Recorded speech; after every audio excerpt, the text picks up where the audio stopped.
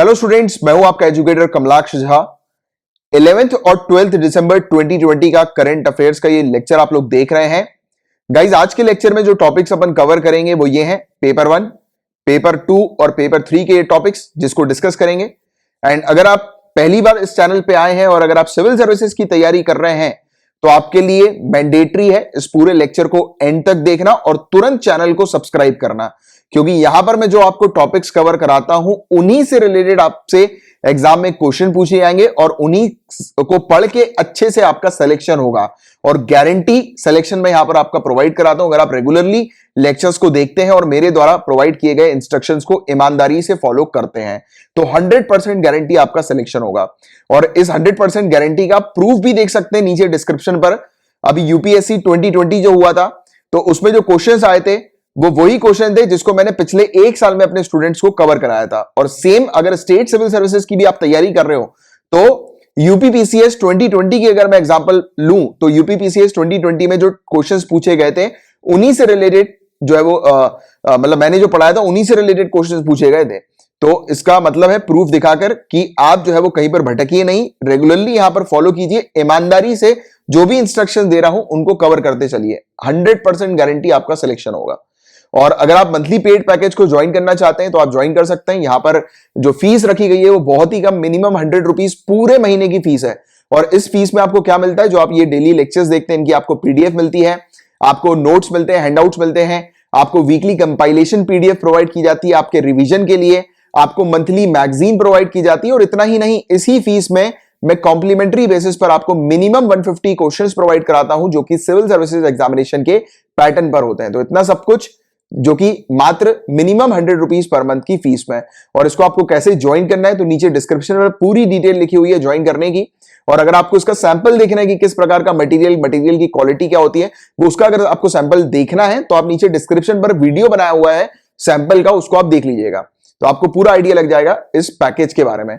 और बाकी अगर आप फेसबुक पर हैं तो आप मेरे नाम को सर्च करके मुझे ऐड कर सकते हैं। और बाकी ये मेरा नंबर है, इस नंबर पर याद रहे कॉल नहीं करना है, आप मुझे एसएमएस के थ्रू या टेलीग्राम के थ्रू मैसेज कर सकते हैं। और आपको मुझे कुछ भी पूछना है या तो आप फेसबुक पर मैसेज कर लीजिए या इन नंबर के थ्रू आप मैसेज कर लीजिए। कुछ भी पूछना है, कोई भी आपको क्वेरी है करंट अफेयर से रिलेटेड या पेड पैकेज से रिलेटेड, आप पूछ लीजिएगा। विद इन 24 आवर्स मेरा रिप्लाई आपके पास आ जाएगा, राइट। और अगर आप टेलीग्राम पर है तो अपना नीचे डिस्क्रिप्शन पर टेलीग्राम के चैनल्स और ग्रुप्स भी हैं जिसको आप ज्वाइन कर सकते हैं चाहे तो चलिए आपका समय ना वेस्ट करते हुए फटाफट लेक्चर को शुरू कर लेते हैं। बट हाँ, एक चीज लेक्चर को स्टार्ट करने से पहले थोड़ी सी बात मैं करना चाहूंगा। जैसे आप जानते हैं गाइस कि कल का लेक्चर आ नहीं पाया, शायद आप में से काफी सारे लोगों को पता नहीं होगा कि मेरा एकदम से पेन जो है वो बढ़ गया है अचानक, क्योंकि अभी क्या वेदर वगैरह चेंज हुआ है, मौसम जैसे ही खराब होता है ये मेरे को जो ऑटो इम्यून डिजीज है, क्रॉनिक डिजीज, इसमें पेन एकदम ज्यादा बढ़ जाता है। जैसे आप में से काफी सारे शायद स्टूडेंट्स को पता ना हो, मुझे एंकिलोजिंग स्पॉन्डिलिटिस करके एक इशू है, एक क्रॉनिक डिजीज है।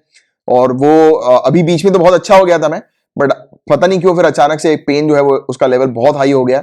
इवन अभी भी जो मैं लेक्चर बना रहा हूँ वो लेट के ही बना रहा हूँ और बीच बीच में गैप यानी कि पॉज ले लेके पूरा लेक्चर को कंप्लीट करूंगा, क्योंकि एक ही पोजीशन पर कंटिन्यूअसली ज्यादा देर तक ना बैठ पा रहा हूं मैं ना लेट पा रहा हूं। और मतलब कंडीशन अभी बहुत ज्यादा यार सीवियर हो गई है, बहुत बुरी हो गई है। तो अगर बाई चांस लेक्चर थोड़ा सा टाइम पर नहीं आता या लेट हो जाता है तो टेंशन बिल्कुल मत लेना, आपकी तैयारी मैं यहां पर कंटिन्यू ही करवाऊंगा, गैप नहीं करूंगा। डिले हो सकता है बट स्किप नहीं होगी कोई चीज, ये चीज थोड़ा सा ध्यान रखिएगा। जैसे कि अगर कल का लेक्चर जो नहीं आया ना तो आज के लेक्चर में आप देख लीजिए कितने टॉपिक्स, आपको खुद अंदाजा लग जाएगा।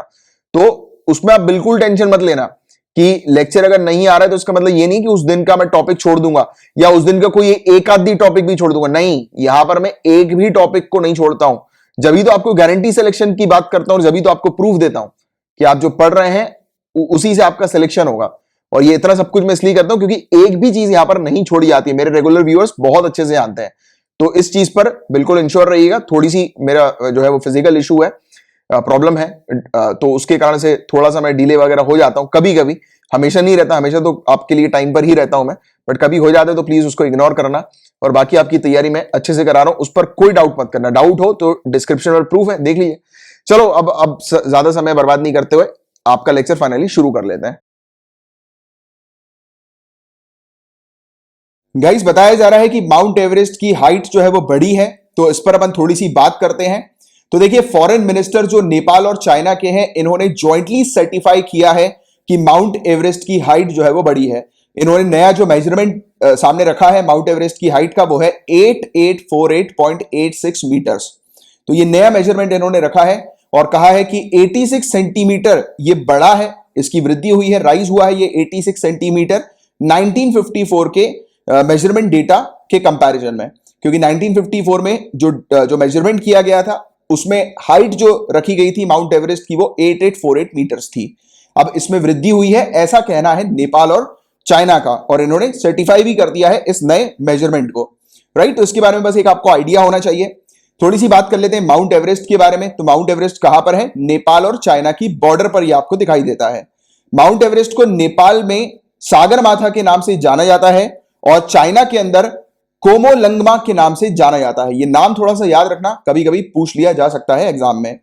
इसके अलावा गाइस, जैसे कि माउंट एवरेस्ट की अगर अपन बात करें तो उसकी हाइट को लेकर बहुत ज्यादा डिबेट्स हम लोग को ऑल ओवर द वर्ल्ड देखने को मिले हैं, पास्ट में भी और अभी भी इवन हम लोग को देखने को मिलते रहते हैं। इसकी हाइट को लेकर कुछ कंट्रीज बोलती हैं इसकी हाइट जो है वो बड़ी नहीं है, सिर्फ स्नो जो है वो, यानी कि बर्फ जो है, स्नो जिसको अपन बोलते हैं, तो वो इसके ऊपर जो है वो गिर गई है, राइट। और इसीलिए ऐसा लग रहा है कि इसकी हाइट बड़ी है, एक्चुअल में इसकी हाइट नहीं बड़ी है। कुछ कंट्रीज ऐसा कहती हैं। कुछ कंट्रीज कहती हैं कि जो रॉक जो है वो शिफ्ट हुआ है, इसके कारण से इसकी हाइट जो है वो थोड़ी बढ़ गई है, ऐसा नजर आ रहा है। तो अलग अलग डिबेट्स इसकी हाइट को लेकर देखने को मिलते रहते हैं। और सबसे विवादित ये माउंटेन है हाइट्स के मामले में, यानी कि इसकी हाइट के मेजरमेंट को लेकर काफी विवाद चलता है ऑल ओवर द वर्ल्ड। कोई भी ऐसा माउंटेन नहीं है जिसकी हाइट को लेकर जितना विवाद चलता हो जितना कि माउंट एवरेस्ट का हम लोग को नजर आता है, राइट। आगे की बात करें, इससे पहले जो 8848 का जो मेजरमेंट था वो किसके द्वारा रखा गया था? तो इंडिया, हम लोगों ने सर्वे ऑफ इंडिया हमारा 1954 में आया था और जिसके तहत हम लोगों ने 8848 मीटर्स डिक्लेयर किया था कि माउंट एवरेस्ट की ये हाइट है। और उस समय जिस टेक्नोलॉजी से या जिस डिवाइस से हम लोगों ने इसकी हाइट मेजर करी थी वो था थियोडोलाइट्स और चेन्स और जीपीएस टेक्नोलॉजी का उपयोग किया गया था।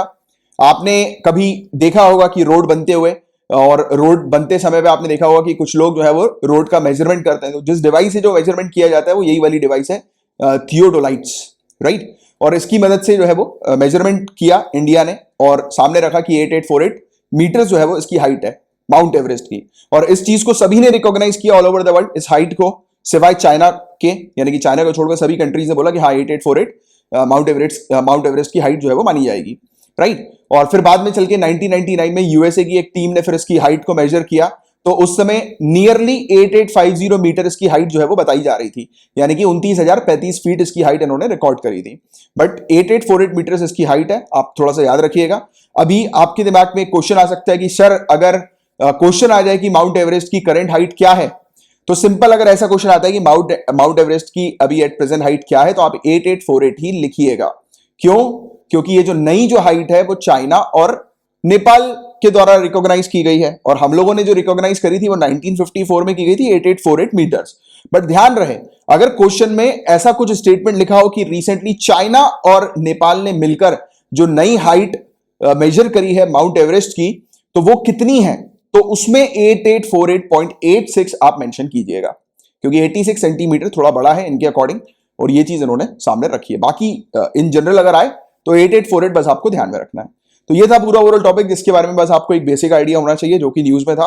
गाइस, अगर क्वेश्चन आता है कि इंडस वैली सिविलाइजेशन में जो लोग थे, यानी कि सिंधु घाटी के जो लोग थे, क्या वो काऊ या बफेलो का मीट कंज्यूम करते थे, क्या वो बीफ को कंज्यूम करते थे, तो आपका स्टेटमेंट वो करेक्ट होगा।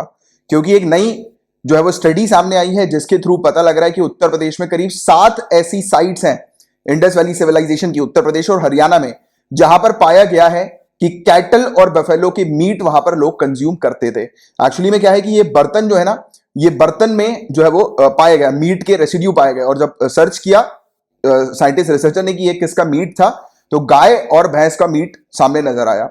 और भी काफी सारे जो स्पीसीज हैं उनका भी मीट था, जैसे कि जो नॉन रिमिनेंट स्पीसीज जो है, जैसे कि पिग्स हो गए, राइट, तो उनका भी मीट था। और साथ ही साथ काऊ, बफेलो, कैटल का भी मीट हमें यहां पर नजर आया, शीप वगैरह का भी मीट, गोट वगैरह का भी मीट देखने को मिला, राइट। तो ये वाली चीज आप थोड़ी सी याद रखिएगा। 50 से 60% domestic animal bones Indus valley civilisation की साइट पर पाई गई हैं, और ये जो बोन्स जो थी वो कैटल और बफेलो की थी, और ये बेसिकली बर्तनों में पाई गई हैं। तो इससे सुनिश्चित है कि ये मीट कंज्यूम करते थे, बीफ कंज्यूम करते थे, राइट, इंडस वैली सिविलाइजेशन के लोग।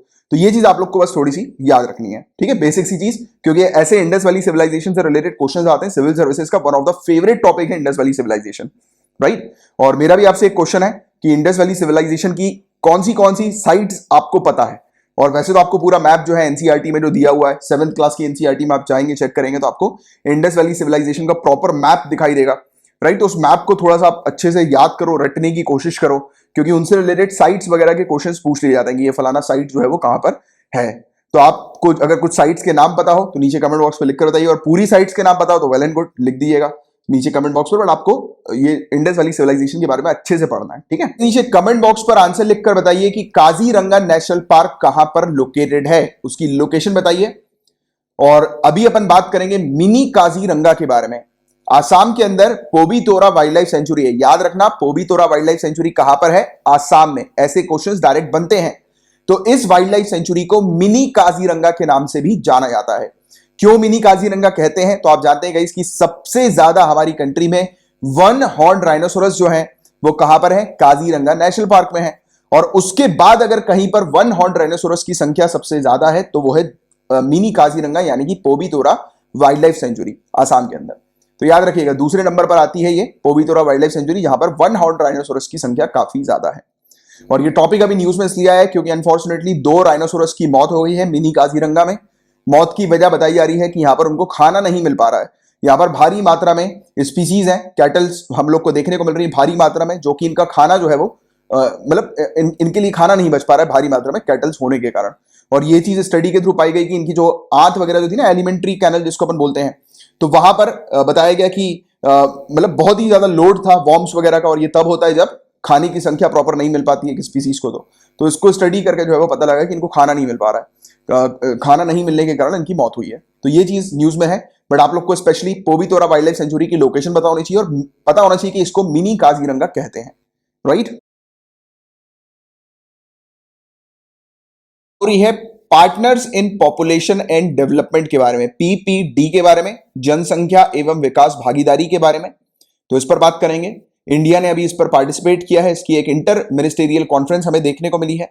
और ये है क्या एग्जैक्टली, तो ये एक इंटर गवर्नमेंटल ऑर्गेनाइजेशन है जो कि साउथ साउथ कॉपरेशन को प्रमोट करता है। किस फील्ड में, रिप्रोडक्टिव हेल्थ की फील्ड में, पॉपुलेशन और डेवलपमेंट की फील्ड में जो है ये मिलकर काम करते हैं। यानी कि एक आप ये बोल सकते हैं कि ये कंट्रीज का एक हमें ऑर्गेनाइजेशन देखने को मिल रहा है, ग्रुप ऑफ कंट्रीज का, जो कि साथ में आए हैं और उनका मेन पर्पस है रिप्रोडक्टिव हेल्थ, पॉपुलेशन और डेवलपमेंट इन फील्ड्स में काम करने का मिलकर।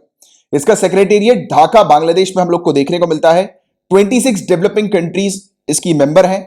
और ये जो 26 डेवलपिंग कंट्रीज हैं ये पूरे दुनिया भर की पॉपुलेशन का 59% से ज्यादा कंट्रीब्यूट करती हैं, रिप्रेजेंट करती हैं। तो राइट, तो ये चीज हमें देखने को मिल रही है। और ये कब लॉन्च किया गया था, 1994 international conference on population and development के समय पर लॉन्च किया गया था, जब 10 डेवलपिंग कंट्रीज सामने आई थी, एशिया, अफ्रीका, लैटिन अमेरिका की। और इन्होंने एक इंटर गवर्नमेंटल अलायंस बनाया था, किस पर्पस के लिए, कायरो प्रोग्राम ऑफ एक्शन को इंप्लीमेंट करने में मदद करने के पर्पस के लिए।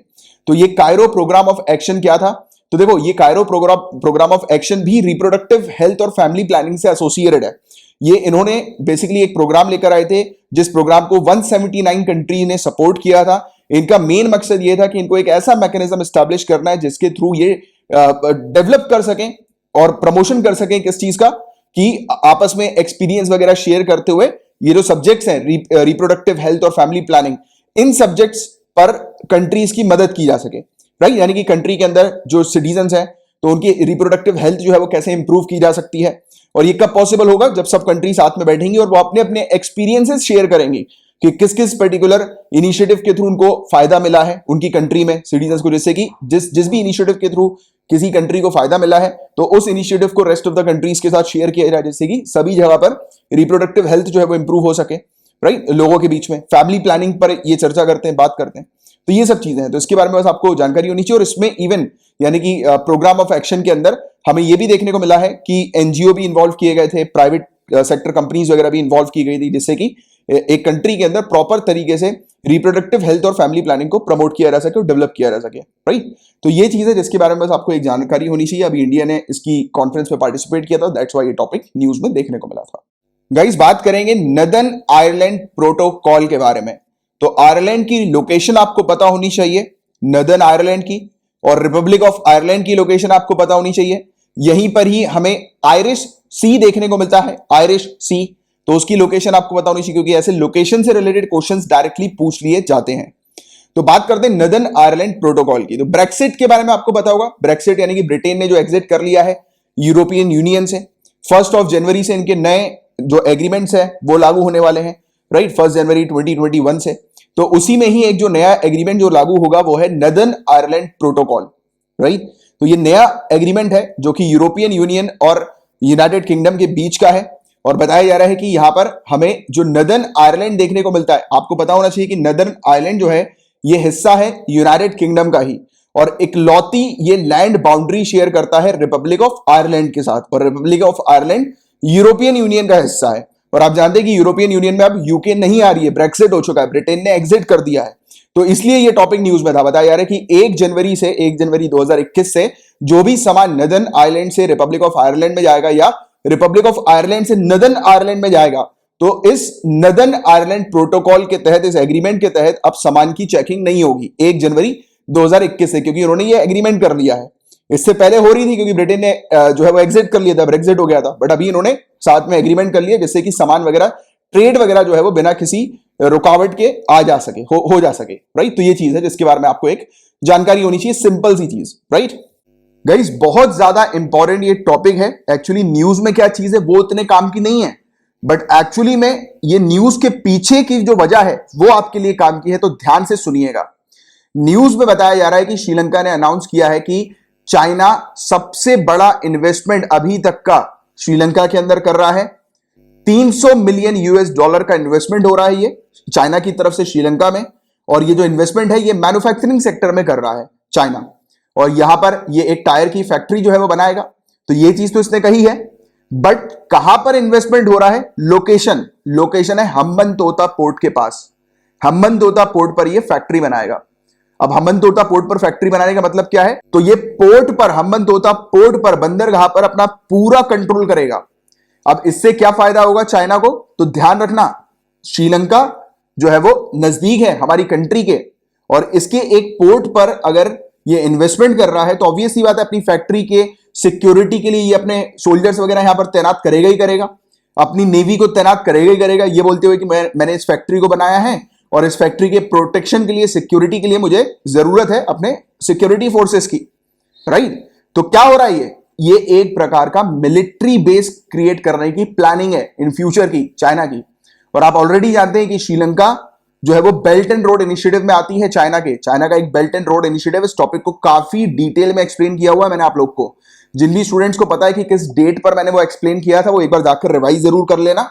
और दूसरी बात, नीचे कमेंट बॉक्स पर लिख देना कि किस डेट पर मैंने किया है वो एक्सप्लेन, और कितने समय पर, यानी कि लेक्चर के कितने समय पर वो टॉपिक शुरू होता है।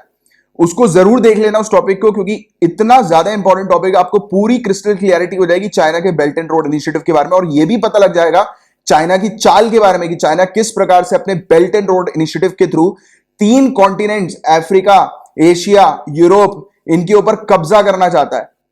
कब्जा इन द सेंस कंट्रोल करना चाहता है। कैसे कंट्रोल करेगा, आसान भाषा में थोड़ा सा बताता हूं। बेल्ट एंड रोड इनिशिएटिव में क्या हो रहा है, चाइना लैंड रूट यानी कि जो पुराना जो सिल्क रूट है उसको ये दोबारा से लेकर आ रहा है, और सी रूट यानी कि कुल मिलाकर ये आसान भाषा में समझो रोड या फिर रूट बना रहा है। और इस रोड और रूट बनाने के लिए ये क्या कर रहा है, सभी कंट्रीज का समर्थन मांग रहा है, सपोर्ट मांग रहा है, और कह रहा है सभी कंट्री को, ललचा रहा है, सभी कंट्री को लालच दे रहा है कि कल आगे चल के जब ये रूट पूरा बन जाएगा, तैयार हो जाएगा, तो आप लोग इस रूट की मदद से अपने सामान को एक्सपोर्ट कर सकते हो इन तीनों कॉन्टिनेंट्स में, कहीं पर भी आसानी से एक्सपोर्ट कर सकते हो। और सभी कंट्री चाहती है एक्सपोर्ट करना, क्योंकि आप जानते हैं कि कोई भी कंट्री जब एक्सपोर्ट करती है तो उसकी इकोनॉमी बढ़ती है, राइट। एक्सपोर्ट से पैसा आता है, पैसा आता है तो इकोनॉमी बढ़ेगी, जीडीपी बढ़ेगी, राइट। तो ये चीज है। और साथ ही साथ उसने ये भी कहा कि अगर किसी भी कंट्री को कोई भी सामान मंगवाना है तो इस रूट के थ्रू वो इंपोर्ट करा सकते हैं, तो एक्सपोर्ट और इंपोर्ट आसान हो जाएगा सभी कंट्रीज के लिए। ये इस चीज का लालच दिया सभी कंट्रीज को, चाइना यानी कि चाइना ने ये सब चीजों के बारे में बताया, राइट। बट इसके पीछे किसकी क्या चाल थी, इसके पीछे की चाल थी इन तीनों कॉन्टिनेंट्स के ऊपर कब्जा करना। कैसे, ये क्या करेगा, जब ये रोड बना देगा तो ऑब्वियसली बात है, रोड बनाने के बाद ये क्या बोलेगा, मैंने ये रोड बनाया, मेरी पॉलिसी है ये, राइट, मुझे इस रोड की सेफ्टी और सिक्योरिटी भी देखनी है। तो ये क्या करेगा, ये अपने सैनिकों को तैनात कर देगा, सोल्जर्स को तैनात कर देगा, उस रोड की सिक्योरिटी के लिए, ये कहकर कि वो रोड की सिक्योरिटी के लिए तैनात कर रहा है, बट चाइना निगरानी रखेगा all over the world, in 3 continents के ऊपर निगरानी रखेगा, देखेगा कि चाइना के खिलाफ क्या चीज चल रही है। और इवन जैसे कि ये रूट जब तैयार कर देगा, और रूट का सपोर्ट ऑलरेडी काफी सारी कंट्रीज ने कर चुका है, तो इस रूट जब ये शुरू हो जाएगा तब उसके बाद चाइना की जो एनिमी कंट्रीज है ना, उनको एक्सप्लॉइट करेगा, वो इस रूट पर उनके माल को नहीं आने देगा, रोक देगा, बहुत देर तक जो है वो चेक पोस्ट लगा देगा, राइट, यानी कि लंबे टाइम तक उनके एसेंशियल नीड्स के सामान को रोक देगा ये चाइना। और साथ ही साथ इंटरनेशनल प्लेटफॉर्म्स पर अब जब सभी कंट्रीज इसका सपोर्ट कर रही है बेल्ट एंड रोड इनिशिएटिव में, और जब ये रूट शुरू हो जाएगा, तो ऑब्वियस ही बात है कि एक बार कंट्री ने मतलब इसको साइन कर लिया तो उसका कंट्री फंस गई, रूट बन गया। अब रूट बन गया और कल को इंटरनेशनल प्लेटफॉर्म पे कोई भी डिबेट होता है, डिस्कशन होता है, आसानी से सभी कंट्रीज जो भी बेल्ट एंड रोड इनिशिएटिव का के पार्ट में है, तो उनका आसानी से उनको ब्लैकमेल करके सपोर्ट ले सकता है। यानी कि कोई भी विवाद चल रहा है इंटरनेशनल प्लेटफॉर्म पे, तो सभी कंट्रीज फिर चाइना का सपोर्ट करेंगी, चाइना उनको धमकी देगा कि आप हमें सपोर्ट नहीं करोगे तो आपको बेल्ट एंड रोड इनिशिएटिव से निकाल दिया जाएगा, और फिर आपके सामानों को आप तक पहुंचने में काफी तकलीफ होगी, आप ना एक्सपोर्ट कर पाओगे ठीक से, ना इंपोर्ट कर पाओगे, तो ब्लॉक कर देगा पूरी तरह से, राइट। और इसी चीज को लेकर इंडिया भी चिंतित है, इसी चीज को लेकर यूनाइटेड स्टेट्स का चिंतित होना तो एक अलग वजह है, क्योंकि आप जानते हैं यूनाइटेड स्टेट्स सुपर पावर है और चाइना उभरती हुई पावर हम लोग को नजर आ रही है, स्पेशली इसके बेल्ट एंड रोड इनिशिएटिव के थ्रू। तो जब ये चाइना सामने आ जाएगी, यानी कि बेल्ट एंड रोड इनिशिएटिव तैयार हो जाएगा और चाइना के पूरे सैनिक हर जगह पर तैनात रहेंगे, और चाइना अपने अकॉर्डिंग जो पूरा ट्रेड है उसको कंट्रोल कर सकेगा तीनों कॉन्टिनेंट्स में, तब ऑब्वियस ही बात है कि चाइना एक सुपर पावर की तरह हमें नजर आएगा ईस्ट साइड में, राइट। क्योंकि वेस्टर्न पावर तो यूनाइटेड स्टेट्स हम लोग को देखने को मिलती है सुपर पावर, बट उसकी पावर फिर कम हो जाएगी, क्योंकि ये तीनों कॉन्टिनेंट्स की काफी सारी कंट्रीज को इन्फ्लुएंस कर सकेगा आसानी से। तो ये एक चिंता वाली बात है। और अभी इसने क्या किया, हम्बनतोता पोर्ट पर एक फैक्ट्री, यानी कि श्रीलंका के अंदर ये पोर्ट है, वहां की एक फैक्ट्री है, उस पर यानी कि फैक्ट्री बनाने पर इसने इन्वेस्टमेंट कर दिया, और यहीं पर ही फिर ये मिलिट्री बेस अपना क्रिएट कर देगा आने वाले समय में, ये बोलते हुए कि इस फैक्ट्री की सुरक्षा करनी है इसे, बट पर्पस कुछ और होगा, राइट। ये चीज को आपको समझना जरूरी है। और इससे और भी खतरनाक चीज क्या हो रही है, देखो, इस बेल्ट एंड रोड इनिशिएटिव का मेंबर बनने के लिए सभी कंट्रीज को पैसे देने पड़ेंगे, राइट, क्योंकि ये पूरा इंफ्रास्ट्रक्चर रोड बन रहा है, तो सभी कंट्री को कहा है चाइना ने कि आप अपना अपना शेयर दो। तो अब काफी सारी कंट्रीज ऐसी छोटी कंट्रीज जिनके पास उतना पैसा नहीं है, तो चाइना उनको बोलता है कोई बात नहीं, हम आपको लोन देंगे, कोई बात नहीं, आपका पैसा नहीं है, आप हमारा साथ दो, हम आपको लोन देंगे। अरे कंट्रीज को लोन में डुबा रहा है ये। उसका बिगेस्ट एग्जांपल ये श्रीलंका है। श्रीलंका के अंदर क्या हुआ पता है, 2017 में जो 1.4 बिलियन यूएस डॉलर का लोन जो चाइना ने श्रीलंका को दिया था, श्रीलंका उसको चुका नहीं पाई, और इसका हम्बनतोता पोर्ट चाइना की एक कंपनी को लीज पर दे दिया गया। तो ये इस प्रकार की हरकत भी कर रहा है कि अब कल को जो भी कंट्रीज लोन चुका नहीं पाएंगी, चाइना को पे बैक नहीं कर पाएंगी, तो चाइना क्या करेगा, बोले कोई बात नहीं, आप अपनी कंट्री का ये पार्ट हमारे कंट्रोल पे कर दो, आपकी कंट्री का ये वाला पार्ट जो होगा, या हम आपकी कंट्री के इस फलाना पार्ट पर अपनी फैक्ट्री स्टैब्लिश करेंगे, जो भी करेंगे। ये चीज है। तो आप सोच रहे हो कि आने वाले समय में चाइना जो है वो 3 कॉन्टिनेंट्स के ऊपर अपनी मोनोपोली क्रिएट कर सकता है। तो यही है चिंताजनक वाली चीज। इस कॉन्सेप्ट को आपको समझना बहुत जरूरी है।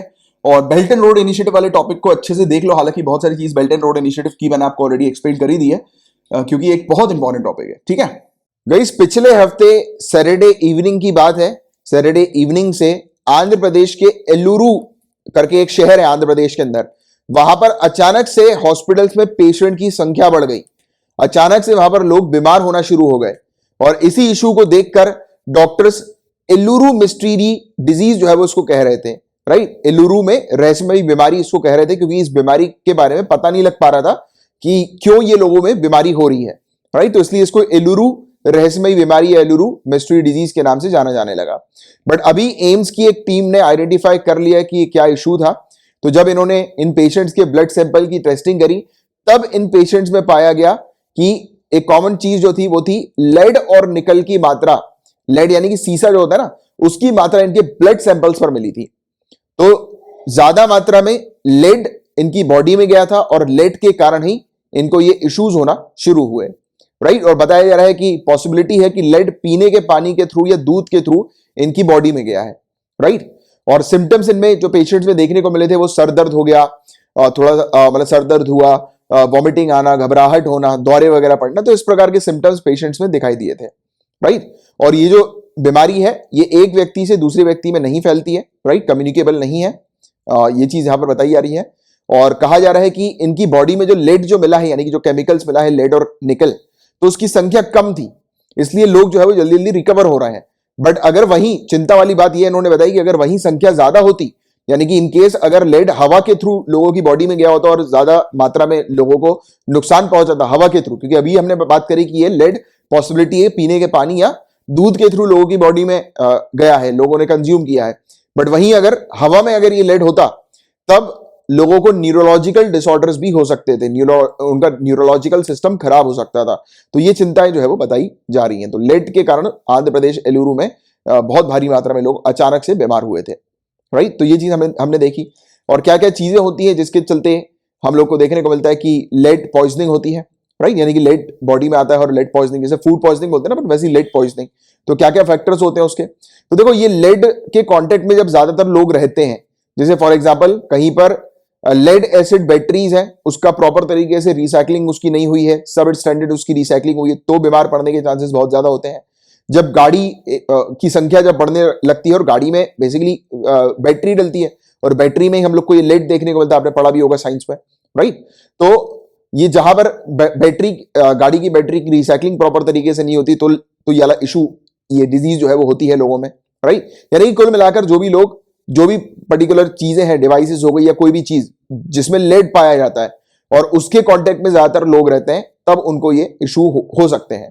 तो ये चीज यहां पर बताई जा रही है। और जैसे कुछ लोग जो है वो बैटरी वगैरह को तोड़ते हैं, यानी कि बैटरी को इनफॉर्मल तरीके से उसकी डिसमेंटलिंग वगैरह करते हैं, तब उस समय लेड का इशू होने की संभावना बहुत होती है। या फिर पिघला देते हैं लेड वगैरह को, तो उस समय भी ये इशू होते हैं, जब क्योंकि वो जिस जगह पे रह रहे होते हैं उस जगह पर एनवायरमेंट में लेड जो है वो निकलता है, और वहां की मिट्टी को भी इवन लेड खराब कर देता है। और मिट्टी में जब ये लेड जब जाता है और पॉइजन करता है मिट्टी वगैरह को, तो मिट्टी के थ्रू नीचे ग्राउंड वाटर पॉइजनिंग हो जाती है, यानी ग्राउंड वाटर में लेड की संख्या जो है या फिर लेड जो है वो भारी मात्रा में बढ़ जाता है, राइट। और वो ग्राउंड वाटर को कंज्यूम करके लोगों की बॉडी में लेड चला जाता है। तो ये चीज है एक इशू, तो जिसके बारे में बस आपको एक बेसिक जानकारी आइडिया होना चाहिए, ठीक है। एनक्लेट की यहां पर बात करेंगे, national company law appellate tribunal की बात करेंगे, राष्ट्रीय कंपनी कानून अपीलीय न्यायाधिकरण की बात करेंगे। ये टॉपिक पहले भी न्यूज में आया था, पहले भी अपन ने इस टॉपिक के बारे में कवर किया था। अगेन फिर से ये टॉपिक न्यूज में है, हालांकि न्यूज में जो चीज है वो अपने लिए काम की नहीं है, मेन जो काम की चीज है वो एनक्लेट, और लगातार ये टॉपिक न्यूज में आ रहा है, तो ध्यान से सुनिएगा। तो देखो एनक्लेट को किसके तहत स्टैब्लिश किया गया था? कंपनीज एक्ट 2013 के तहत स्टैब्लिश किया गया था। यहां पर जो इंसॉल्वेंसी एंड बैंक्रप्सी कोड जो हम लोग को देखने को मिलता है, राइट, 2016 का, उसका section 61, insolvency and bankruptcy board of India का सेक्शन 202 और section 211 insolvency and bankruptcy code का, इसके अलावा कॉम्पिटिशन कमीशन ऑफ इंडिया। तो ये जो बॉडीज हैं, तो इनके तहत जो भी, यानी कि इनके जो जजमेंट होते हैं, तो उन जजमेंट के अगेंस्ट सुनवाई यहां पर होती है। यानी कि कोई individual insolvency and bankruptcy court के तहत अगर आ रहे हैं और कार्रवाई उनकी चल रही है, और इंसॉल्वेंसी एंड बैंक्रप्सी कोर्ट के तहत जजमेंट सामने आया अगर, राइट, तो इस ऑर्डर के अगेंस्ट, इस जजमेंट के अगेंस्ट सुनवाई जो होगी वो यहां पर एनक्लेट पर होगी। तो ये वाली चीज आपको याद रखनी है, ठीक है। हालांकि इसके नाम से ही आपको समझ में आ जाना चाहिए, company law appellate tribunal, appellate tribunal है जहां पर अपील की जाती है किसी पास जजमेंट के अगेंस्ट।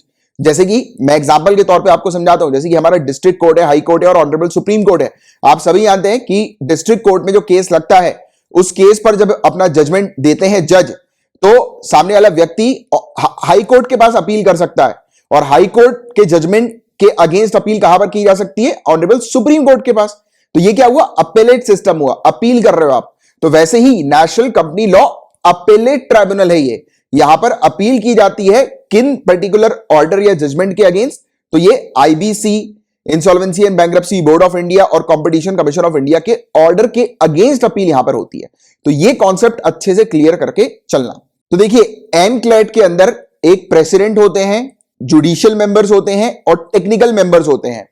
और जो प्रेसिडेंट जो होते हैं इस ट्राइब्यूनल के, और चेयरपर्सन और जुडिशियल मेंबर जो हम लोग को देखने को मिलते हैं इस अपीलेट ट्राइब्यूनल के, वो अपॉइंट किए जाते हैं चीफ जस्टिस ऑफ इंडिया के कंसल्टेशन के बाद। और इस ट्राइब्यूनल के जो मेंबर्स होते हैं और टेक्निकल मेंबर्स होते हैं, वो अपॉइंट किए जाते हैं एक सिलेक्शन कमिटी के रिकमेंडेशन के आधार पर।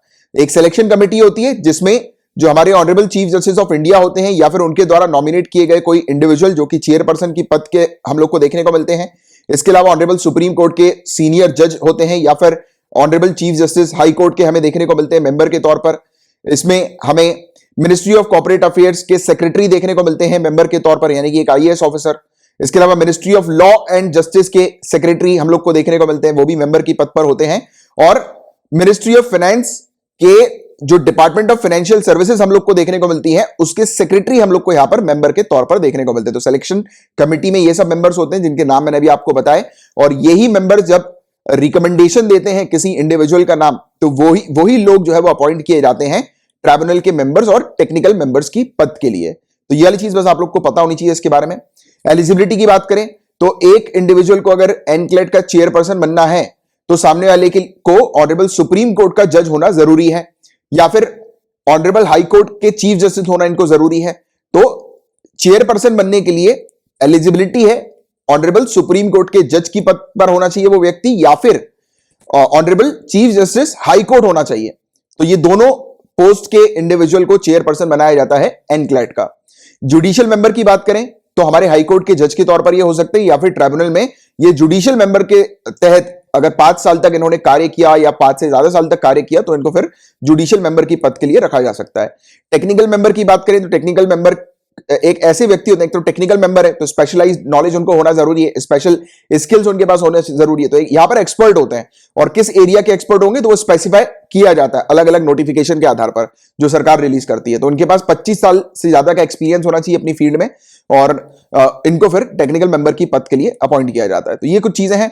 और टेन्योर इनका कितना होता है जुडिशियल मेंबर का और टेक्निकल मेंबर्स की बात करें या चेयरपर्सन की अगर अपन बात करें तो 5 सालों का इनका टेन्योर होता है, और 5 इयर्स के बाद ये दोबारा से 5 सालों के लिए रीअपॉइंट भी किए जा सकते हैं। तो ये बस बेसिक फैक्ट है एनक्लेट से रिलेटेड जिसके बारे में आपसे पूछा जा सकता है और एक जनरल आपको आइडिया होना चाहिए। ठीक है गाइज, ऑनरेबल सुप्रीम कोर्ट ने ओरली मेंशन किया है कि अदालत अर्थव्यवस्था यानी कि इकोनॉमी, अदालत इकोनॉमी के लिए हानिकारक कोई भी कदम नहीं उठाएगी।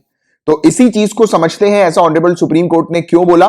और एक और चीज मैं आपको बता दूं कि ये जो टॉपिक है ये पेपर 3 पॉइंट ऑफ व्यू से भी बहुत इंपॉर्टेंट है, तो ध्यान से सुनिएगा। तो अभी हो क्या रहा था, ऑनरेबल सुप्रीम कोर्ट के पास काफी सारे सेक्टर से लोगों के पिटीशन आ रहे थे, काफी सारी पिटीशन फाइल की गई है ऑनरेबल सुप्रीम कोर्ट के पास, और काफी सारे अलग अलग सेक्टर के लोगों के द्वारा ये की गई है, जैसे कि industry, real estate, power sector, और भी काफी सारे सेक्टर्स के लोगों ने ये पिटीशन फाइल करी। इन सभी पिटीशन में एक जो कॉमन चीज थी वो ये थी कि ये सभी डिमांड कर रहे थे कि इनके इंटरेस्ट को माफ कर दिया जाए, इनके लोन्स के ऊपर जो इंटरेस्ट है माफ कर दिया जाए, इनके लोन्स पर इनको राहत दी जाए।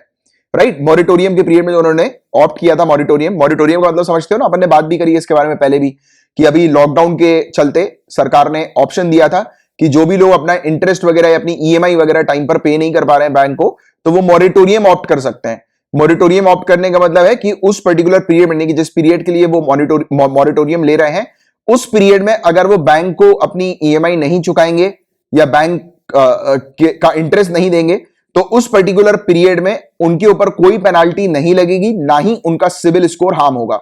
सिविल स्कोर समझते हो ना, CIBIL score CIBIL, CIBIL score, ये बेसिकली काफी सारे आप में से लोग जानते होंगे सिविल स्कोर के बारे में, कि जब भी अपन लोन लेते हैं तो लोन जब लिया जाता है तब उस समय जब हम लोन रीपे करते हैं, बैंक को वापस अपना लोन चुकाते हैं प्रॉपर टाइम पे, तो अगर अच्छे प्रॉपर टाइम पे अपन ने लोन चुकाया बैंक को तो अपना सिविल स्कोर हेल्दी रहेगा।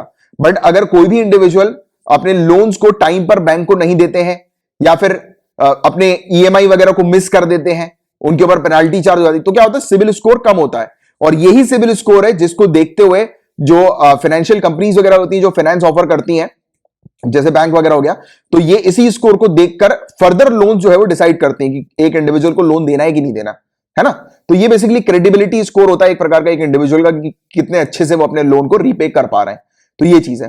तो यहां पर सरकार के द्वारा ये कहा गया था कि इस मॉरिटोरियम पीरियड में अगर कोई इंडिविजुअल अपना लोन रीपे नहीं कर पा रहा है तो कोई बात नहीं, उसके ऊपर कोई भी पेनाल्टी चार्ज नहीं की जाएगी बैंक के द्वारा, ना ही उसका सिविल स्कोर जो है वो नुकसान होगा सिविल स्कोर का। बट क्या है कि ये जो पीरियड है इस पर बैंक तो अपना इंटरेस्ट चार्ज करेगी, राइट, बट हालांकि मांगेगी नहीं, वो वसूलेगी वो अपना इंटरेस्ट बाद में, बट चार्ज तो हो रहा है ना इंटरेस्ट। तो ये वाली चीज है।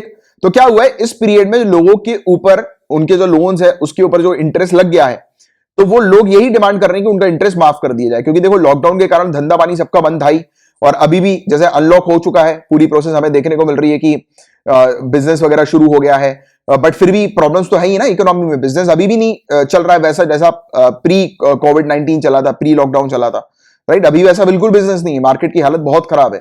राइट। और इवन ये भी प्रेडिक्ट किया जा रहा है, हालांकि इंप्रूव कर रहे हैं हम लोग, बट हाँ कुछ कुछ एक्सपर्ट्स ये भी प्रेडिक्ट कर रहे हैं कि इसको ठीक होने में लगभग 1 साल और लगेगा प्रॉपर, राइट। अगर दोबारा से लॉकडाउन नहीं हो जाए तो, क्योंकि काफी जगह पे हमें देखने को मिल रहा है ना कि कुछ कुछ एरियाज पे अभी भी जो है वो लॉकडाउन इंपोज है, एक स्मॉल स्मॉल एरिया पर जहां पर केसेस ज्यादा हैं, राइट। तो ये चीज हम लोग देख रहे हैं। तो वही चीज है कि अभी लोगों का बिजनेस अभी इतना अच्छा हुआ नहीं, तो इसलिए लोगों ने ऑनरेबल सुप्रीम कोर्ट के पास गुहार लगाई है कि उनके जो लोन्स हैं उस पर जो इंटरेस्ट है वो माफ कर दिया जाए, राइट। तो इंटरेस्ट माफ की गुहार है। तो इसी पर ऑनरेबल सुप्रीम कोर्ट ने चर्चा करी केंद्र सरकार के साथ, यूनियन गवर्नमेंट के साथ चर्चा करी। तो यूनियन गवर्नमेंट ने इस चीज के बारे में बताया कि अगर यूनियन गवर्नमेंट इनका माफ कर देती है लोन के ऊपर इंटरेस्ट, तो घाटा होगा 6 लाख करोड़ से ज्यादा का, बहुत बड़ा घाटा होगा। और ये जो घाटा है ये बैंकिंग सेक्टर के लिए, बैंकिंग इंडस्ट्री के लिए काफी खराब है।